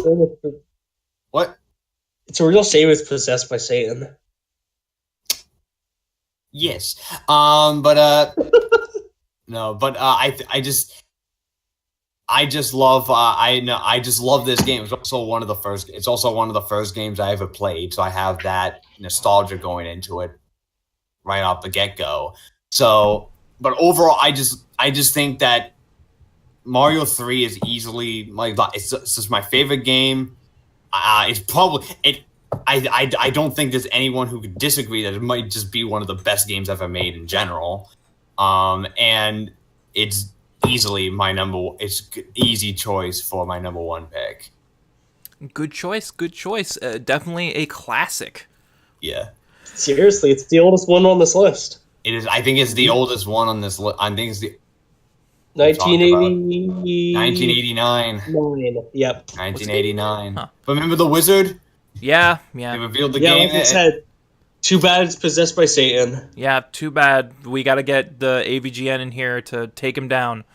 Mhm. We need Super Mecha Death Christ. Yeah, Yep. Super Mecha Yep. Death Christ compels you, bitch. Yeah. All right. So, Spencer. Let's move on. Spencer, what's your number one favorite game of Spencer! all time? My number one favorite game of all time. I think I might know what it is, but I need to ask you guys a very simple question. Is a man not entitled to the sweat of his own brow? No, says Washington. Belongs to the poor. yeah, I know what No, it is. says the Vatican. It belongs to the God. church. No, says the man in Russia. It belongs to everyone. Would you kindly tell Yep. the people what my favorite game of all time is? Bioshock. Bioshock. Bioshock. Bioshock. Bioshock! It's Bioshock! Well, who dipped my sock in these biochemicals? Developed by the people who had become Irrational Games. Released in 2007. My favorite game of all time is Bioshock 1. Holy shit, this fucking game.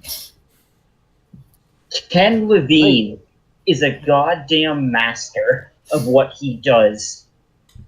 He went from System Shock, another one of my favorite games of all time, and then went, hey, what if we took the idea of System Shock, kind of made like a survival horror, but also added crafting elements, and also hacking elements, and also gunplay, and also powers, and also a compelling storyline, and also 1900s music, and also libertarianism, and also the Fountainhead, and Ayn Rand. Let's just put all this into a game. Let's just put everything in that can make your dick rock hard.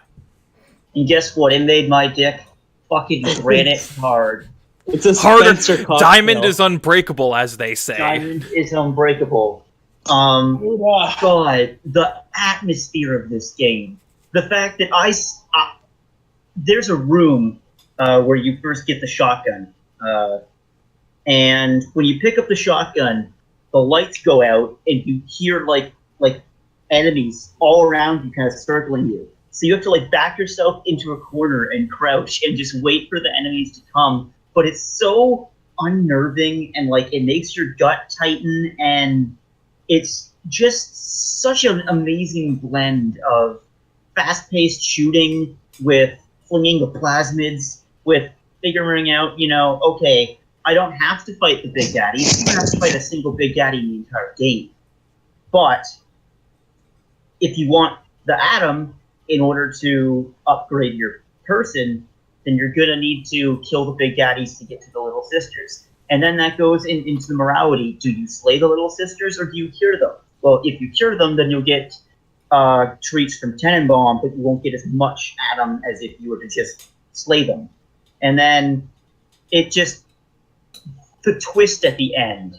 Oh god, the twist is one of the best video game twists of all time, and everything about this game just fits. And the fact that they made the story first and then built the world around it. And they went through many different ideas of what the world would be like, but they decided that underwater, that Rapture, under the sea, would make for a lot better understanding of like the use of darkness and the use of claustrophobia than if they were in space, which was an idea at the time. So, and for a game from 2007, it looks gorgeous. Everything about it just fits perfectly. And honestly, if you've never played a BioShock game, spend the $40, $45 on the PS4 pack that includes 1, 2, and Infinite with all the DLC, and just fucking watch it HDified on the PS4 and sit back and relax. Spencer, and enjoy this game. Spencer, it was already in HD. Spencer. Was it really? It came out in 2007 for the 360. Of course it was HD. Shit. That's why I hate HD remasters for games that are already in HD. It's like, what? That's fucking counterintuitive. It was already HD. But yeah, fucking BioShock 1 is a masterpiece, and Yes. continues to fight for 1 and 2 of my favorite games of all time. Good pick. Good pick. Solid pick. Thank Josh, you. what's your number one favorite video game of all time, according to you? I will lead mine off with the question. Why is it that birds fly? Because they evolved from dinosaurs. It was the natural evolutionary fly. process. No. Because Why? Because they have to. Because there's nothing else for them to do but fly. My favorite game of all time is Tales of Berseria. Berseria, yeah. This game was my first entry to the Tales series, and what a way to enter. I love this game. Its story is such an awesome story, playing as the antagonist instead of the protagonist. It's also the first Tales game to female it to... Wait, no, it's not. No. It's not. But it's a female protagonist, which is awesome. Every character in this game feels fleshed out and fully developed, and they have their own backstories and arcs that just make them perfect. Rokuro is my favorite, the boy. The story is a question on what lengths will someone go to for revenge. Is revenge a means to an end? Should you kill someone? Why should you kill them? What is killing? What is the world? This game asks so many questions, poses so many questions, and answers all of them. It's combat, it's fluid. Compared to Zestiria, which I've played after Berseria, Zestiria feels slow and clunky compared to Berseria. Berseria, its combo system is perfect. You can build up so many crazy combos. It's got everything you need. You can upgrade your weapons. You can collect your weapons. It's got endgame content. It's got New Game Plus. It's got everything you need to have a long experience. My first playthrough took me 60 hours. And then I decided, hey, I will play this again. And then I played it again. And then I played it again. It is such an awesome game, and there's so much to do. The soundtrack is absolutely gorgeous. The voice acting is awesome. It's just a perfect game for a perfect list. Oh my god. You know what? Round of applause. Oh, thank you. Now let's end things. This game. I got clapped. Now let's end things on hopefully a bang. Hopefully Adam delivers the goods. Adam, you're closing things off here, boy. What is your number one favorite game of all time? Kenley Jensen. My number one game comes from my very favorite video game series of all time. And that game is Halo Reach. Woo! Thank you. Okay, so Bungie game. A Halo game made by Bungie before they handed it off to 303 and 303, or 343 is doing whatever the fuck they're doing. I don't even know what they're doing with it. But this is the last hurrah for the Bungie-related Halo series. And it's because they set it as a prequel to everything else. It's the last hurrah not for a game company making the game that made them a juggernaut. It's the last hurrah in story for a planet, one of the most important planets in the Halo mythos. I know the Halo mythos because I'm a nerd. I read the books because I had no friends in school and I had something to do with my life. Wow, that's devotion. Wow. It's every mission in this game is Like you get it either ties back to a game like previously, or it's I don't fucking know. It's hard for me to explain. The higher up on the list I get, the less words I have to say about video games or the games I like, just because they're so good.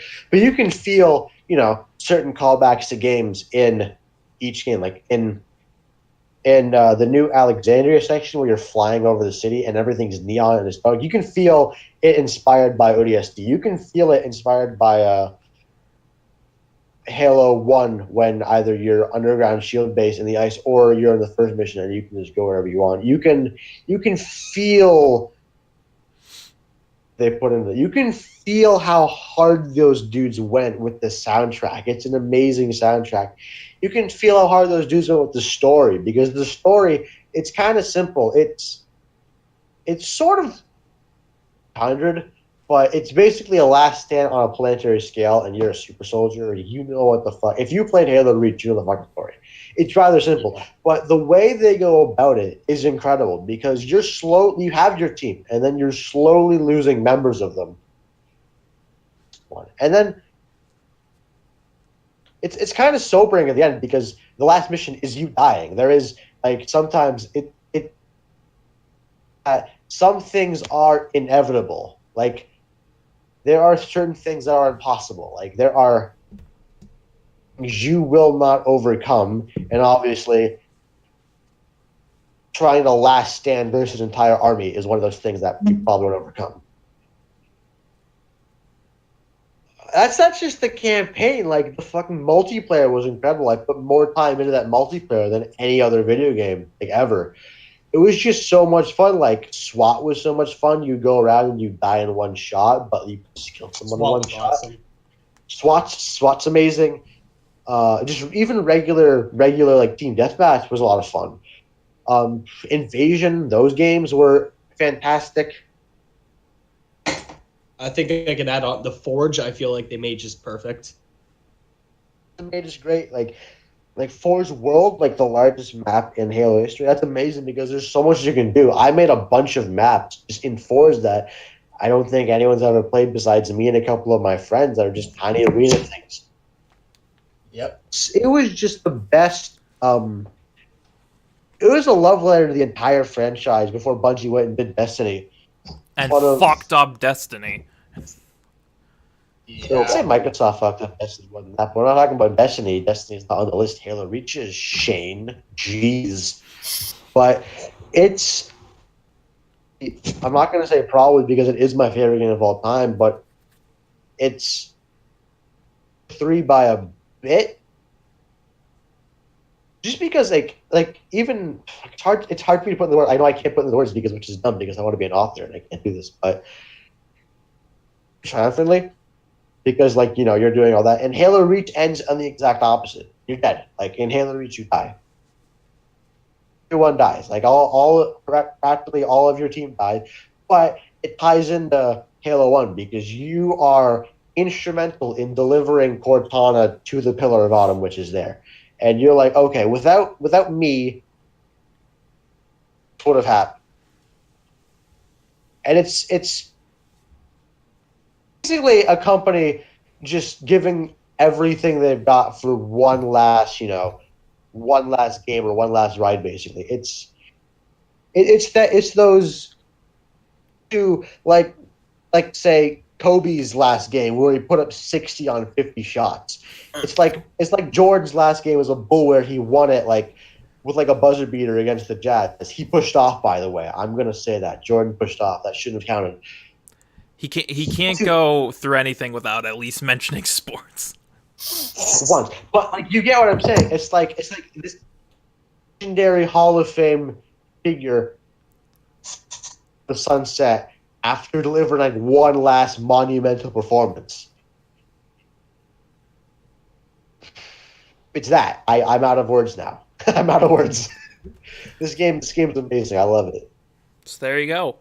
Halo Reach, Adam's favorite game of all time. I still prefer 3 just because of the emotional connection I have to it, but Reach is objectively the best Halo game. I prefer Reach. I prefer Reach. Reach is Matt, which On do the you list. prefer? Go. Oh, he likes 4. No, wait, what are you talking about? Wait, general? Halo. In Oh, general. Halo? Oh, my favorite is 3. There we go. He's on my My favorite side. campaign is 4, if that makes any sense. Yeah.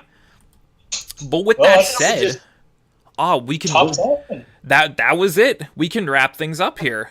We've gone through we got everyone's through lists. 50 games. 50 Good, because I want to play games. Monster Hunter. 50 games that honestly, I think only like 2 of them were repeated. There were only a couple of repeats across all of our lists. Me and Otherwise, Josh had Modern Warfare 2. I'm not sure what else there was. I think that was it. I think That that was was it, the only actually. one. Yeah, 49 games. Holy I could have shit. sworn you were gonna have. I thought Adam was gonna have Mass Effect 2 on his list, but I thought Spencer was going to have Resident Evil 4. No one expects anything from me because I'm trash. I expected Sonic. Spencer to Well, have yeah, Resident of Evil on that, but I guess we're all surprised. Have we ended the podcast? No, we have not yet. With that Oh. Say said, goodbye to the audience. yeah, we have to say goodbye. Let me do my outro. to them, dude. I'm doing the outro. So with that said, we're going to wrap things up here. Thank you for watching this special edition of the Bearded Banter podcast. I hope you enjoyed us talking about our top 10 favorite games of all time. Extremely varied lists across all 5 of us. Some very good entries in those lists. And we should definitely do more of these style podcasts in the future for other things. But with that said, we're going to wrap things up. Thanks for listening. We'll catch you in another 2 weeks with another exciting edition of the Bearded Banter podcast. I have been your host, Shane the Bearded One. With me has been my co-host, Matt Legion Rex. Say goodbye, Matt. If you want to watch me run another podcast, you can watch me. You can watch me run The Gap at www.youtube.com. Don't worry. A link will show up in the end card. They just have to click it. There will be a link to watch The Gap to watch The Gap. We talk about anime, aka the shittiest thing on the planet. Yeah, but at the worst fucking thing humanity's ever created. actual garbage. But Yeah, at the same, literal human trash. but at the same time, we love it. So Yes. you go or you watch it or talk about some anime. You can also find me on Twitter where I'm very active and I retweet gifs about how DVD got fucking murked. So if you want to do that, just follow me on Twitter. At Legion Rex. At Legion Rex. And joining us, firstly, is our honorary co-host, Spencer. Say goodbye, Spencer. Goodbye, everybody. If you want to follow me on Twitter, you can follow me at Beery Burton, 2 E's. At Beery Burton. Beery. I enjoyed this a lot, and probably by the time that we do this again, if we ever do this again, our list will change. We'll see. Oh, my list is changing all the time, so Yeah, so is mine. Exactly. And what do you do? Christmas. All right. Bye. Just solidifying our weeb Yes. status here. Joining us, once again, is our very reoccurring guest, Josh, my son. Say goodbye, son. Goodbye. I don't have anything to follow me on, but you can usually catch me on episodes of The Gap or Bearded Banter. I'm here every so often to give my shit opinion.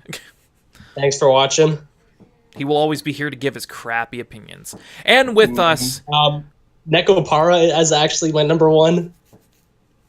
oh, There it is. and- Okay. Can you mute his audio now? I see. I will cut that out right now. Hold on. Yeah. Okay. And also joining us for the first time here on Bearded Banter, making his debut, we got Sports Boy Adam. Say goodbye, Adam. Bye. Socialism will prevail. When You can't spend 5 minutes without getting political, can you? Down with the bourgeoisie masses. all of you should love me. He just needs somebody to love. He just needs somebody to love. With that Very said, lonely.